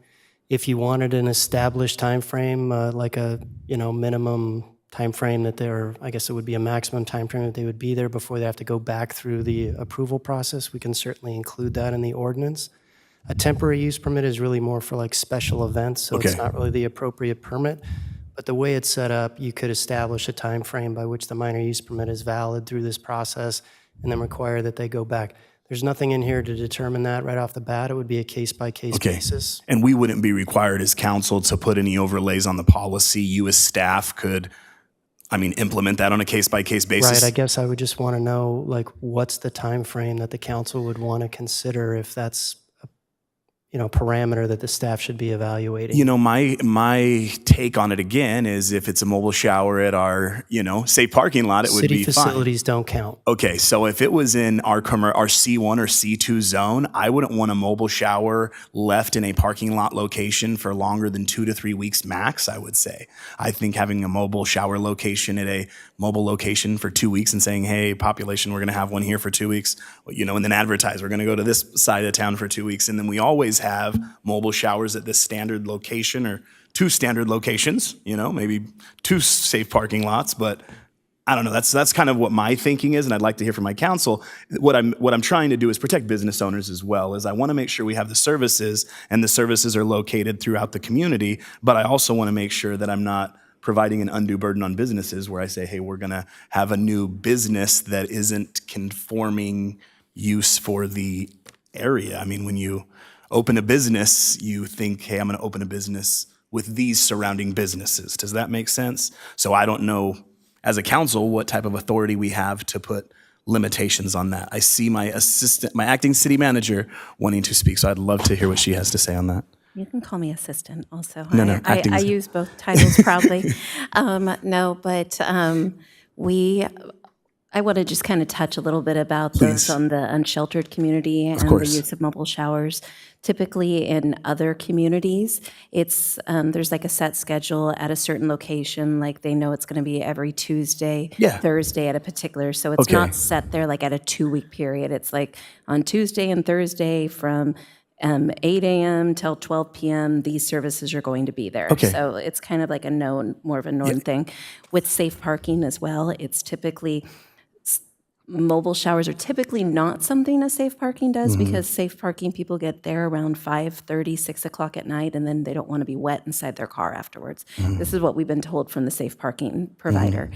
Typically, people aren't going and using those facilities. They've already kind of maybe used facilities at other places and are just going to this place to sleep. We'll discuss safe parking a little bit further. Of course. And we'll bring that into the conversation and have the experts But in your available. experience on the mobile showers, it's not typically a thing where they set up in a commercial zone for weeks at a time. And if they're run by nonprofits, which I love that recommendation, I don't know any nonprofits who would want to just park. Yeah, for that so mobile event. showers is they're mobile, so they're normally booked like I'm using them today, another city's using them tomorrow. It's Okay, not so something we that don't they set need up. to put any additional overlay. Our MUP process would kind of handle that. I just don't Yeah. know if we would need go it. through our Okay, we MUP don't need to. process. Okay. Yeah, and we would. I see Walter saying no, you didn't. So, thank you. That was my concern. Well, with that, I think it is a fantastic motion. I love adding the 501c3. I think that gives another extra layer of protection to our commercial businesses. I would say our planning commission would probably support staff's recommendation with that change. So I will second your motion as is, and thank you so much for putting this together. I really appreciate it. Thank you. I think this is awesome that we are doing this and being hospitable to services that are so needed. I empathize with what Councilmember Green is saying about understanding what the parameters are going to be with time. Because I think if there were ever situations where a accommodation like a shower or something I'm really excited about is like mobile laundry services, if they were to stand in the same place for, prolonged periods of time, it would ultimately drive kind of congregation to that area without proper shelter for the individuals, which is not ideal for those individuals that are also in other areas that need to receive those services. So I definitely think the idea of mobile showers is that they are, moving throughout the community. And I think that the groups that are offering that service, typically there's such high demand, right? Other cities are utilizing those services as well. So I think maybe it's something to just be aware of. If we become aware that a facility is kind of standing in one area for a long time, or it's not outlined in the MUP for them to be, another part is reliability, right? People know that they can show up on, Sunday and have their shower and that they can do their laundry. I think that's really important too. The laundry aspect is really important when we think about kind of like waste and litter and stuff like that, where people can sometimes discard their clothing because it is no longer appropriate for them to wear if they don't have a place to clean it that's accessible to them. So I think that this is a great idea, but leaning kind of on the expertise of the organizations, like having faith in the organizations that they're doing this in a way that's trying to meet the need of a very broad community throughout our region. And we can be watchful of that, but I think that I have trust in them that they will provide the services in a reasonable way, which is to disperse it throughout the community. And I also would be favorable to including the commercial zones. I think that that's important, making sure that it can be accessed in different areas, right? And that's another way that the mobile showers can move to different locations. They don't have to set up at the same nonprofit every single time or the same church community every time. They can go to maybe a more accessible place that's a commercial area where people can get to really easily and provide that service there.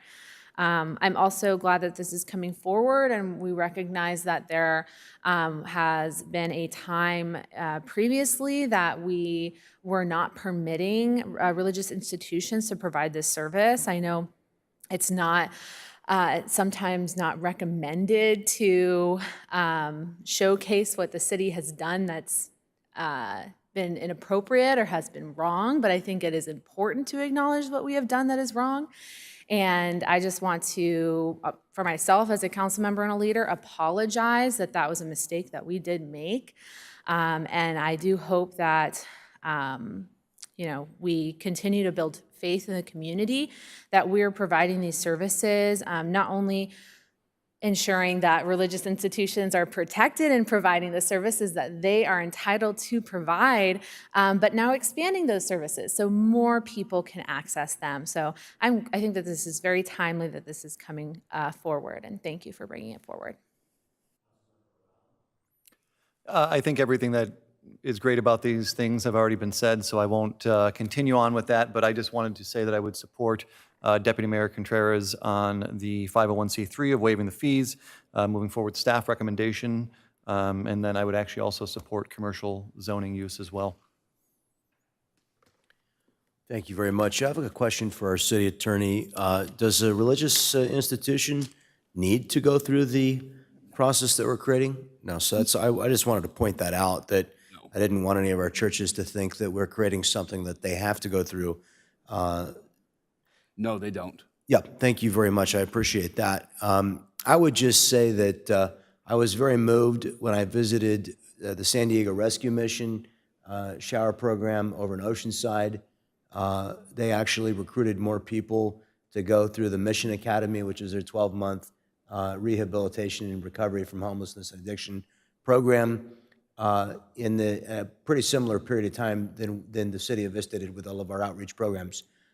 So the shower program, the mobile showers, have proven to be very effective at building rapport with those who are suffering from homelessness, and a really impressive track record of getting people to accept help, where unfortunately we have a success rate that's not high enough, which is a major understatement. So with that, I support it. I see Deputy Mayor Contreras. Yes, thank you, Mayor Franklin, for those comments. I think that's exactly why, that was my intention of bringing this forward, is that it's a critical service, and what we have in common is our humanity and the fact that we have these hygienic needs. And when you are providing these types of resources for folks, we can utilize that opportunity to really connect individuals to resources that they need. And whether it takes 1 time, 2 times, 3 times, 4 times, 5 times, 6 times to 10 times, this mobile shower, mobile laundry service provides us the opportunity to continue the communication on a human-to-human level and really provide that deep understanding that we are all in this together. And I do want to just clarify, because the way that we are moving forward with this motion is not saying that businesses outside of nonprofits can't apply for an MUP. It's simply waiving those fees. So I just want to make sure that my council understands that. And Councilmember Green, because you made a comment that I think maybe reflected that retail businesses wouldn't be able to receive this permit. So I just wanted to clarify that they would, but they would have to pay the fee. Yeah.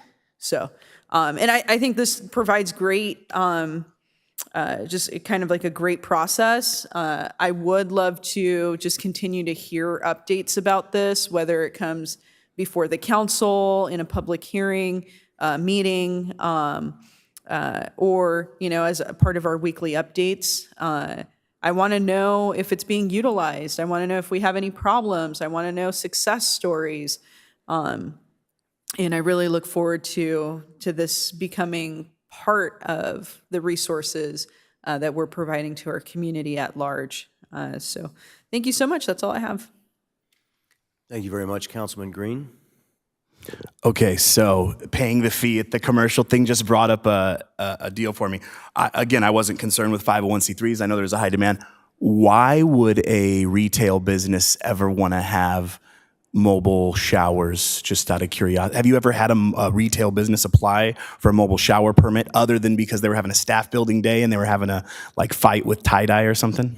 No. Okay, so I mean, I know it's a far-fetched thing, but again, I don't have showers at my real estate company, but maybe people want to take a shower before I don't know, I don't know what business could benefit from a shower, and as long as it's temporary and they're mobile being the key word, okay? Mobile, just want to throw that out there. All right, thank you so much again, and yeah, pay for it, retail people. Okay, seeing no other comments, we have a motion and a second. Cast your votes.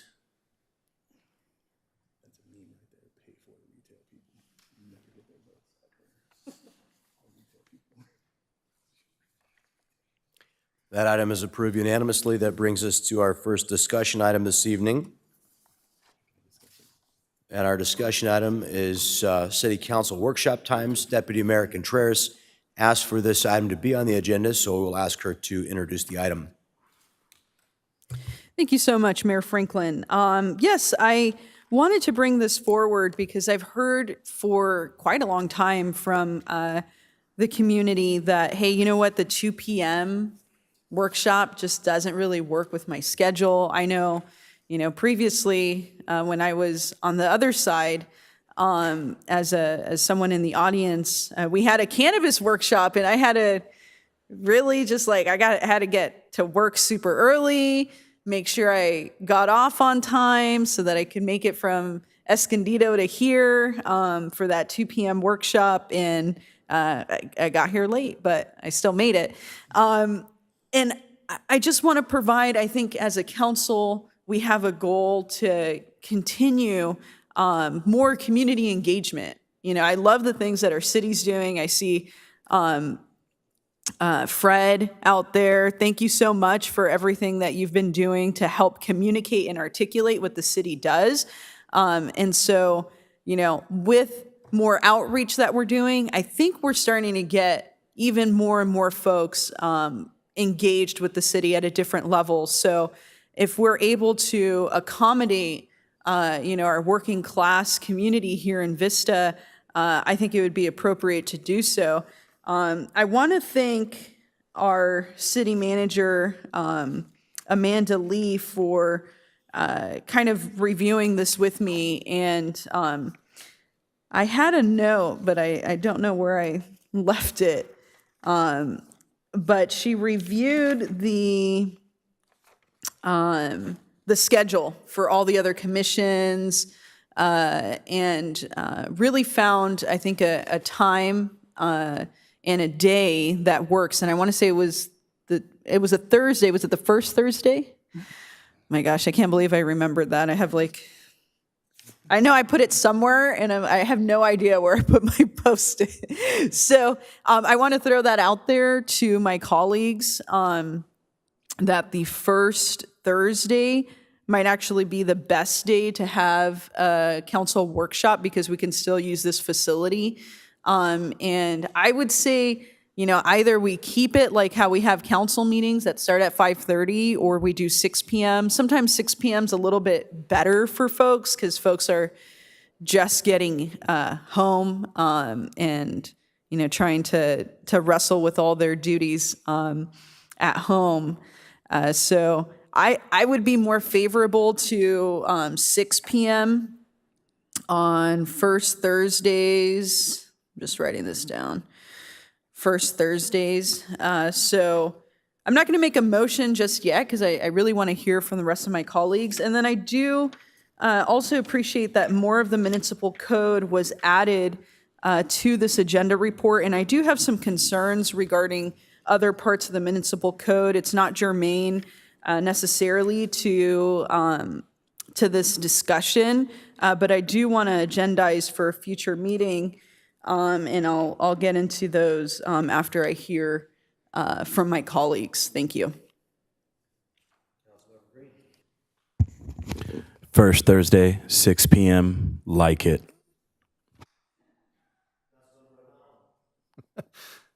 Great comments. I heard from a lot of people also. I think this is fantastic to move this to an evening during the week when people are actually be more available to make it and share their thoughts and their comments of what's taking place in their community. I also had suggested to the city manager right away that Thursdays at 6 p.m. would work great for me. So I will be right on board with that. So thank you for bringing this forward. And I apologize, I actually missed, now we do have one public speaker, and if it's okay, we'll invite a public speaker now, Holly Herring.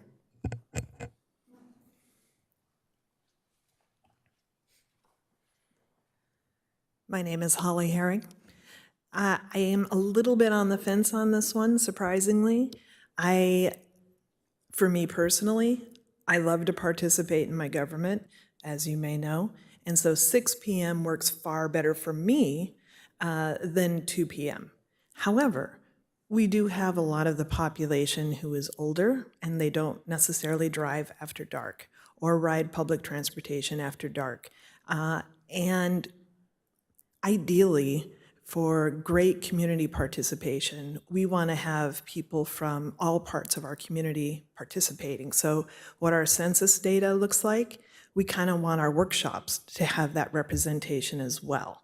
So I would like to see the people who are available by day and the people who are available by night. And that would look more equitable to me. There are people in the service industry, they work dinner hours, and that's a good section of our population as well. So call me crazy, but what about 2 workshops, a day and an evening, and that requires twice as much work, but it also could potentially involve twice as much of our population participating and a more equitable distribution and better data, and I'd be happier. Thank you very much. Councilmember Melendez. Thank you. I am supportive of the first Thursday at 6 p.m., but I do love the reflection that taking into account census data and being representative of what the public's needs are, I think the greater participation we can gain from the public in these meetings, the more consent we obtain from those that we govern, and that is a very important quality of mine that I really want to make sure that people are involved every step of the way. And our workshops typically are just one topic, correct? We've actually had multiple topics before, but there's something that we want to kind of really really pinpoint and get deeper into on a more thorough discussion item, and get more direction to move forward on other items. Okay, so I think that with it typically being one item or a more focused set of items, I think a later time like 6 is appropriate, because that way, as the meeting goes on, it's not going to take as much time, since we're not going to have as many topics to go over. We'll be a little bit more focused. But I wouldn't be very open to the idea of having 2 separate workshops, especially for one topic. Like, let's say we have a topic on infrastructure, right? Having a workshop meeting at 2 p.m. on one week and then 6 p.m. on another week. I think that maybe on a case-by-case basis, but part of what we have to do with this municipal code is establish what the regular calendar is going to be. I think that we have pretty good working pattern where if we recognize that a topic needs to be discussed more, we'll kind of extend that conversation and hold more conversation about it. So I think if it's a topic that is desiring a lot of engagement, that we should do that. But to set it into the municipal code, I think would be kind of difficult to do. So yeah, I'm really glad that we're going to be updating this. Thank you. I just want to mention, because I was making this comment to our acting city manager when I met with her this morning, I actually had the exact same thoughts about our seniors being disenfranchised by later meeting times.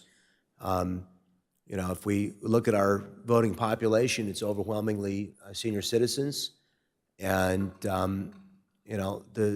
those who are really involved in our civic affairs, a lot of them tend to be of older age.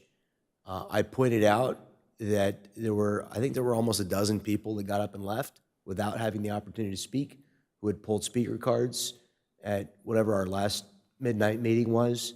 There's a lot of people in the community that just can't be here till midnight.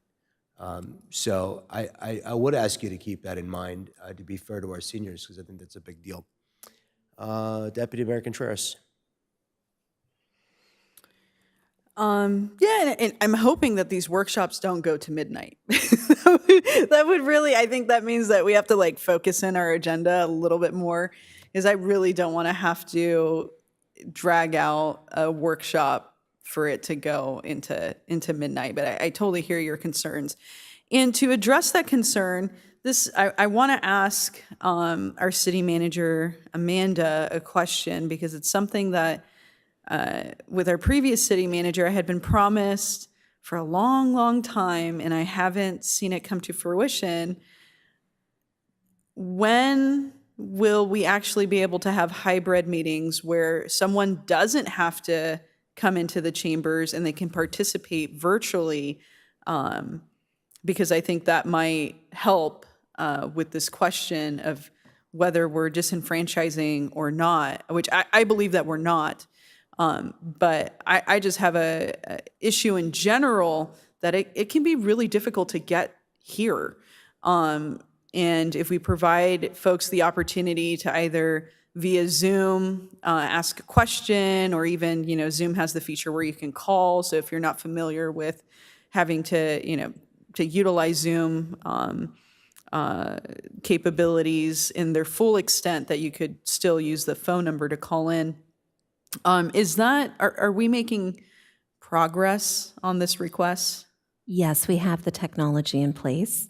It's now about a matter of us drafting the policy of what that actually looks like, how we're archiving the information, recording the information, and also kind of do we do it more where we're trying to figure out which way actually provides the easiest, safest way for people to make comments as well without us being a hindrance, and then also still kind of keeping with decorum as well. So we're looking at all those things together. We hope within the next couple of meetings that we might have that in place.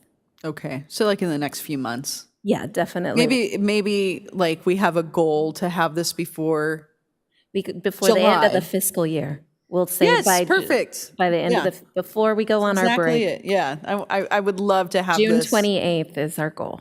Okay, awesome. I would love to have this kind of figured out before we go on our July break. So thank you so much for that.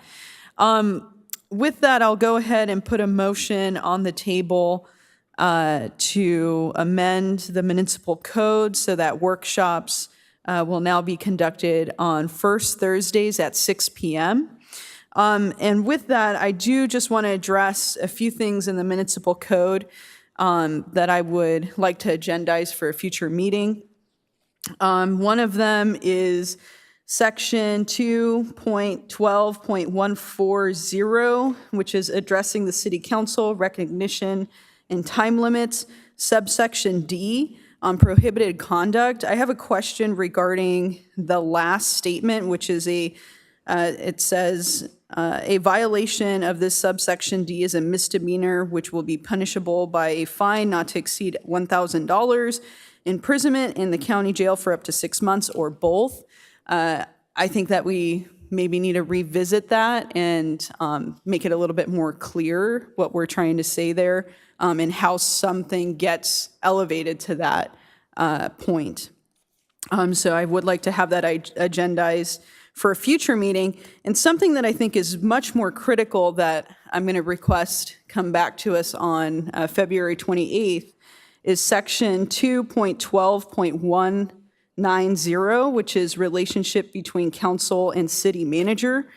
Right now it reads, city council is to deal through the city manager. The city council and its members shall deal with the administrative staff of the city only through the city manager, except for the purpose of inquiry.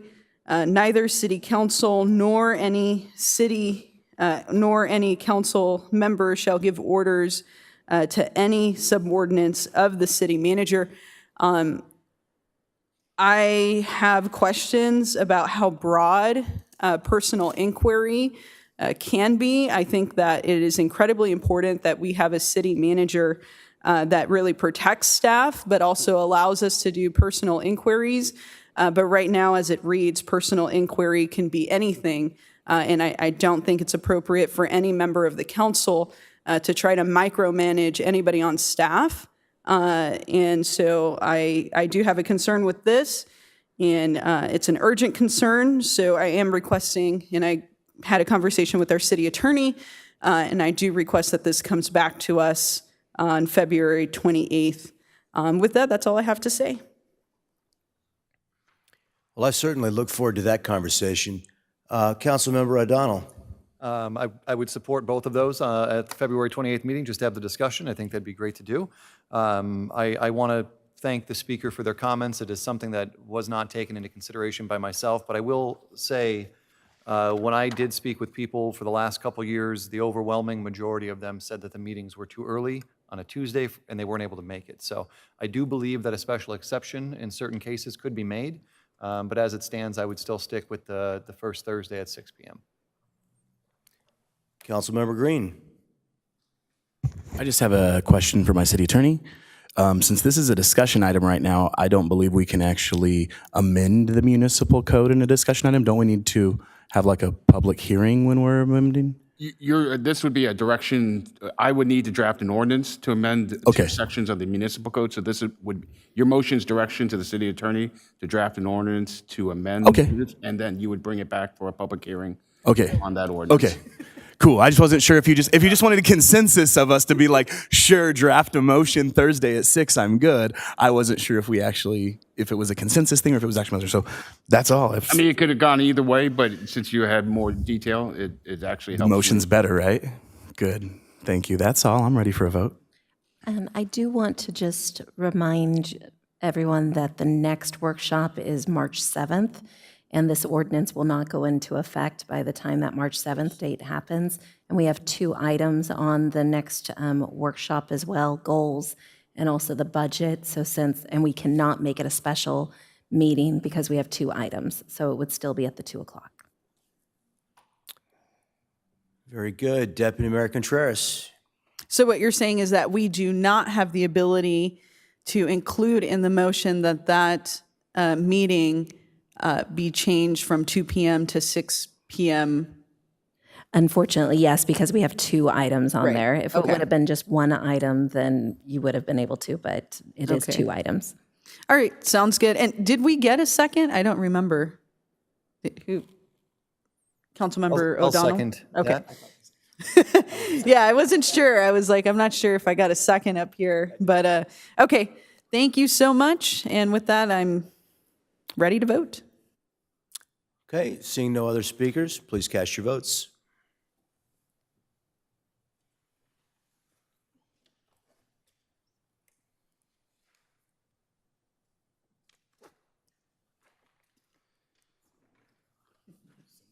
That item passes unanimously. And that brings us to oral communications. Do we have any who've requested to address the council this time? Seeing none, we will go to comments from the staff. We'll start with our Assistant City Clerk. How about our City Clerk? Happy birthday, Kathy. All right. I'd like to remind everyone that our Vista Leadership Academy starts next Wednesday, February 22nd. We do have a couple spots left, so they can reach out to me at kvaldez@cityofvista.com. Thank you. Our City Attorney, Walter Chung. Our Acting City Manager, Amanda Lee. Thank you. Yes, I do have some comments this evening. The Civic Center and all recreation community service facilities will be closed in observance of President's Day on Monday, February 20th. All Vista City Parks are open at normal business hours. Club NM at the Moonlight is going strong. The next show is Crazy Talented Asians on Saturday, February 25th. You can get the tickets at moonlightstage.com. And I'm also happy to announce that Vista has been selected to present at this year's International City County Management Association ICMA Annual Conference in Austin, Texas. Staff will be presenting on building government teams that are healthy, human, and strong. And then we also are presenting on a second item, which is a strategic approach to address homelessness, the City of Vista's Homeless Strategic Plan. So that's pretty great that we got selected for two, and that's, again, an international organization. And then also, I do want to go ahead and, as you already mentioned, Fred Tracy is back there. And Fred Tracy was just recently promoted to our communications officer. Fred Tracy has been with the city for 14 years, and he's been doing our marketing campaign, and we're really excited to work with him in this new adventure. Thank you. Thank you very much. Councilmember O'Donnell. Councilmember Green, I apologize. This is a rather lengthy statement I have to give. I have a few updates. So I will start. So recently I was able to attend the League of California Cities. It was a great conference. We actually learned a ton about ethics, land use, social media, advocacy, strong team building. But most importantly, other cities are going through a lot of similar issues that we are. And what we're doing to advocate to make sure that our cities are prepared to handle everything from homelessness to infrastructure, building and housing issues. So it was really beneficial to be there. Our acting city manager, Amanda Lee, was there as well, and we all had a great time learning about all the different things that the league has to offer and going through the conference. So I just want to give a quick update on that. Yesterday, I had an opportunity to go to the first meeting for the League of Cities. And so just wanted to give a quick update. Governor Newsom's team was there giving an update to the league. And so some of the more notable things that came out, as some may know, the state will have a $22.5 billion shortfall. However, they have prepared for it, so they will not be dipping into reserves. Some of the issues that they did highlight, though, of things that they're going to be continuing to expand on, education-related highlights. So there's going to be free school meals for all public schools. They're going to be expanding transitional kindergarten to the age of 4 instead of 5. They're going to be expanding before and after school care as well. They're also going to be committing $15.3 billion towards homelessness package, housing, $262 million for Project Room Key, $3 billion for Home Key. I'll spare the cities that are all going through that at the moment. The Care Court, there was a lot of discussion about that taking place. They said that there was overwhelming support for it. It will be implemented this year. San Diego will be the pilot for it sometime in October. The representatives noted that $1.5 billion in the budget will be used to expand nursing facilities and bridge housing as a response to an inquiry that I made because there is a large concern amongst many of the cities that Care Court's great, you know, for the idea that it's supposed to have, but if we don't have the housing, the wraparound services, and the resources to give to the individuals that need them most, it's going to be a failed project. So I was glad to hear that they have some funding for that. There's also another $11.4 billion to address mental health. There's rent and mortgage relief available. Currently, the state is accepting applications that I can probably make available through our city website if we could. That'd be great. And then there is a $758 million public safety plan, including funding for retail theft task force and to combat fentanyl. There is another thing that will be coming out for natural gas credit prices. As we all know, heat and natural gas prices have skyrocketed, so you should see some relief on your upcoming bills for that, so that's fantastic. There is also, they had requested a letter, signatures for letter of support for SBX 1-2, which is oil price gouging penalties. At the state level, they are going to look at a threshold in which to set. Once that threshold is met or exceeded, then there would be an investigation as to why that is taking place. California had amongst the highest national, well, we were almost $2 above the national average in gas prices. Our natural gas prices spiked well beyond the median, which you saw as a reflection in your home electric bills. So, and then they presented their legislative priorities. And then if anybody is interested, there is a Cal Cities Leaders Summit on April 12th through the 14th in Sacramento. All right, I'm through with all that. I did promise Kathy Valdez that we would all sing happy birthday to her, but I'm not going to hold to that promise, but I do want to wish you a very happy birthday. Me. Happy birthday to you. Happy birthday to you. Happy birthday, dear Kathy. Happy birthday to you. And many more. Good job, Dan. Thank you. And then I just want to say thank you to the staff. Last Friday, for those of you that did not know, they had a dip contest right over here right here at the Civic Center. I want to congratulate Doris for winning with her 7-layer dip, as well as Renee Bowman, who won with her Salsa Verde dip. I want to thank staff literally for all the work that you do. I am always impressed by the amount of information you provide to us. I know that it is tireless and endless, so just thank you for everything. I want to apologize to the deputy mayor for interrupting her with my second motion. I am going to be hosting my first town hall on March 5th, which is a Sunday. The location and time will be announced. It'll be either at 12 or 12:30 p.m. And then I just want to wish everyone a happy Valentine's Day, especially my beautiful wife, Allie, who is very supportive and understanding of being taken away from our family so often. But aside from that, thank you to my colleagues for the dialogue, and I hope you all have a great night. Councilmember Melendez. Awesome. Thank you for the updates. I'm so glad that you're getting so much out of the League of Cities. I think it's a great position for a freshman council member because you really get to see what's happening, that we do share a lot of common challenges with other cities. So that's great. And then with that, I did want to share that I am not the League of Cities representative anymore, but I was appointed to the Housing Committee, and anyone on the body can be appointed to committees, even if they are not appointed to that body, right? So that was pretty exciting, and it encompasses like 2 meetings, but it's something that I care about, so I'll be able to participate in that way, but I really appreciate those updates. Happy Valentine's Day, everyone.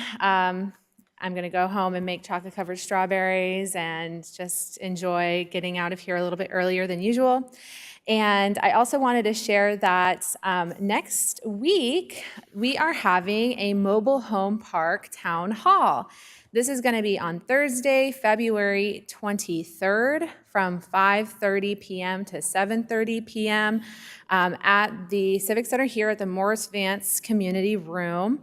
And this is because the city really does care about our mobile home park residents. And in particular, I've received a lot of feedback from the mobile home parks in my district. District 3 is home to 7 mobile home parks, which is almost half or pretty much half of all the parks that are in the city as a whole. So a lot of the mobile home parks are concentrated in my small district of District 3. And a couple of RV parks as well. So just really valuable residents there that may have concerns and may have common issues that they experience. So I'm really excited to be able to have staff provide a presentation for them, receive updates and learn about community resources, and participate in discussion. So that will be Thursday, February 23rd from 5:30 to 7, and there will be refreshments. I also wanted to say thank you to everyone who attended the unveiling of the little library at Bub Williamson Park. I was really inspired by Councilmember Contreras. In her district, they opened a little free library at Luz Duran Park, and so that is now open at Bub Williamson Park.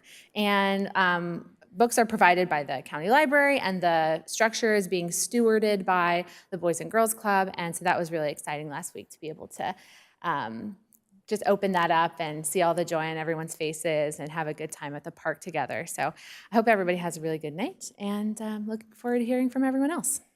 Deputy Mayor Contreras. Thank you so much, Councilmember Melendez, for really taking the initiative. You know, any of us here on the council can create these town halls and do newsletters, but not all of us take the opportunity to do so. So I just really want to thank you for your commitment to community engagement and putting more education out there and different ways for us as a city to hear feedback from our residents. I too had the joy and thrill of attending the League of Cities meeting that our city manager and Councilmember O'Donnell went to. For me, it's great to get just more information about, again, how to have more engagement with our residents about these different challenges that cities are facing. But even more important, because I have a little bit, I'm not super extrovert, but I have enough where I do enjoy networking with other regional leaders.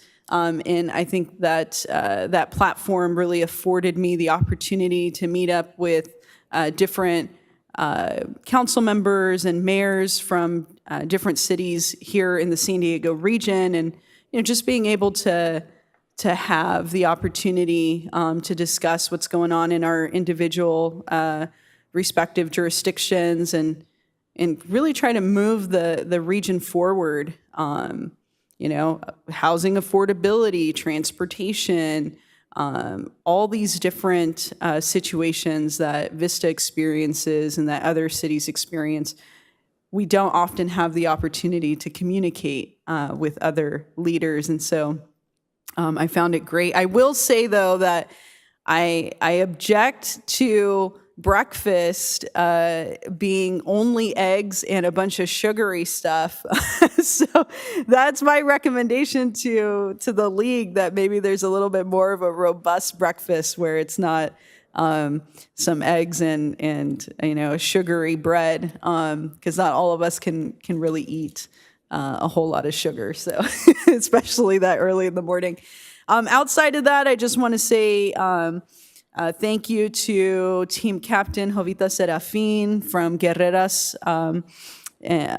She is continuing the Wednesday trash pickups, and I really appreciate that she was highlighted in the state of our city. And with that, thank you all so much for, again, another dynamic conversation and moving our city towards providing more resources for folks and more opportunity to engage. Thank you. Councilmember Green.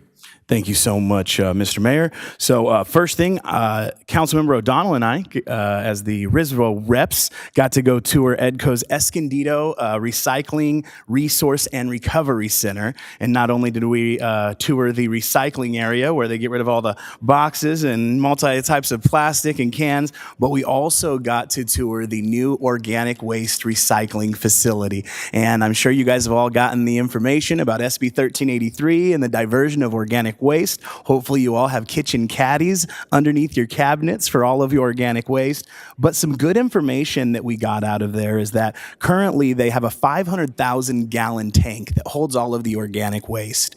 What they produce daily out of that tank is the equivalent of 2,400 gallons of biodiesel fuel per day, just based off of your green waste and organic waste. They're currently in process of building another 500,000 gallon anaerobic digester tank, which will double that output of biodiesel fuel back into the community. So looking at being clean, looking at being green, looking at trying to have that net zero impact on your community, EDCO is really at the tip of the spear.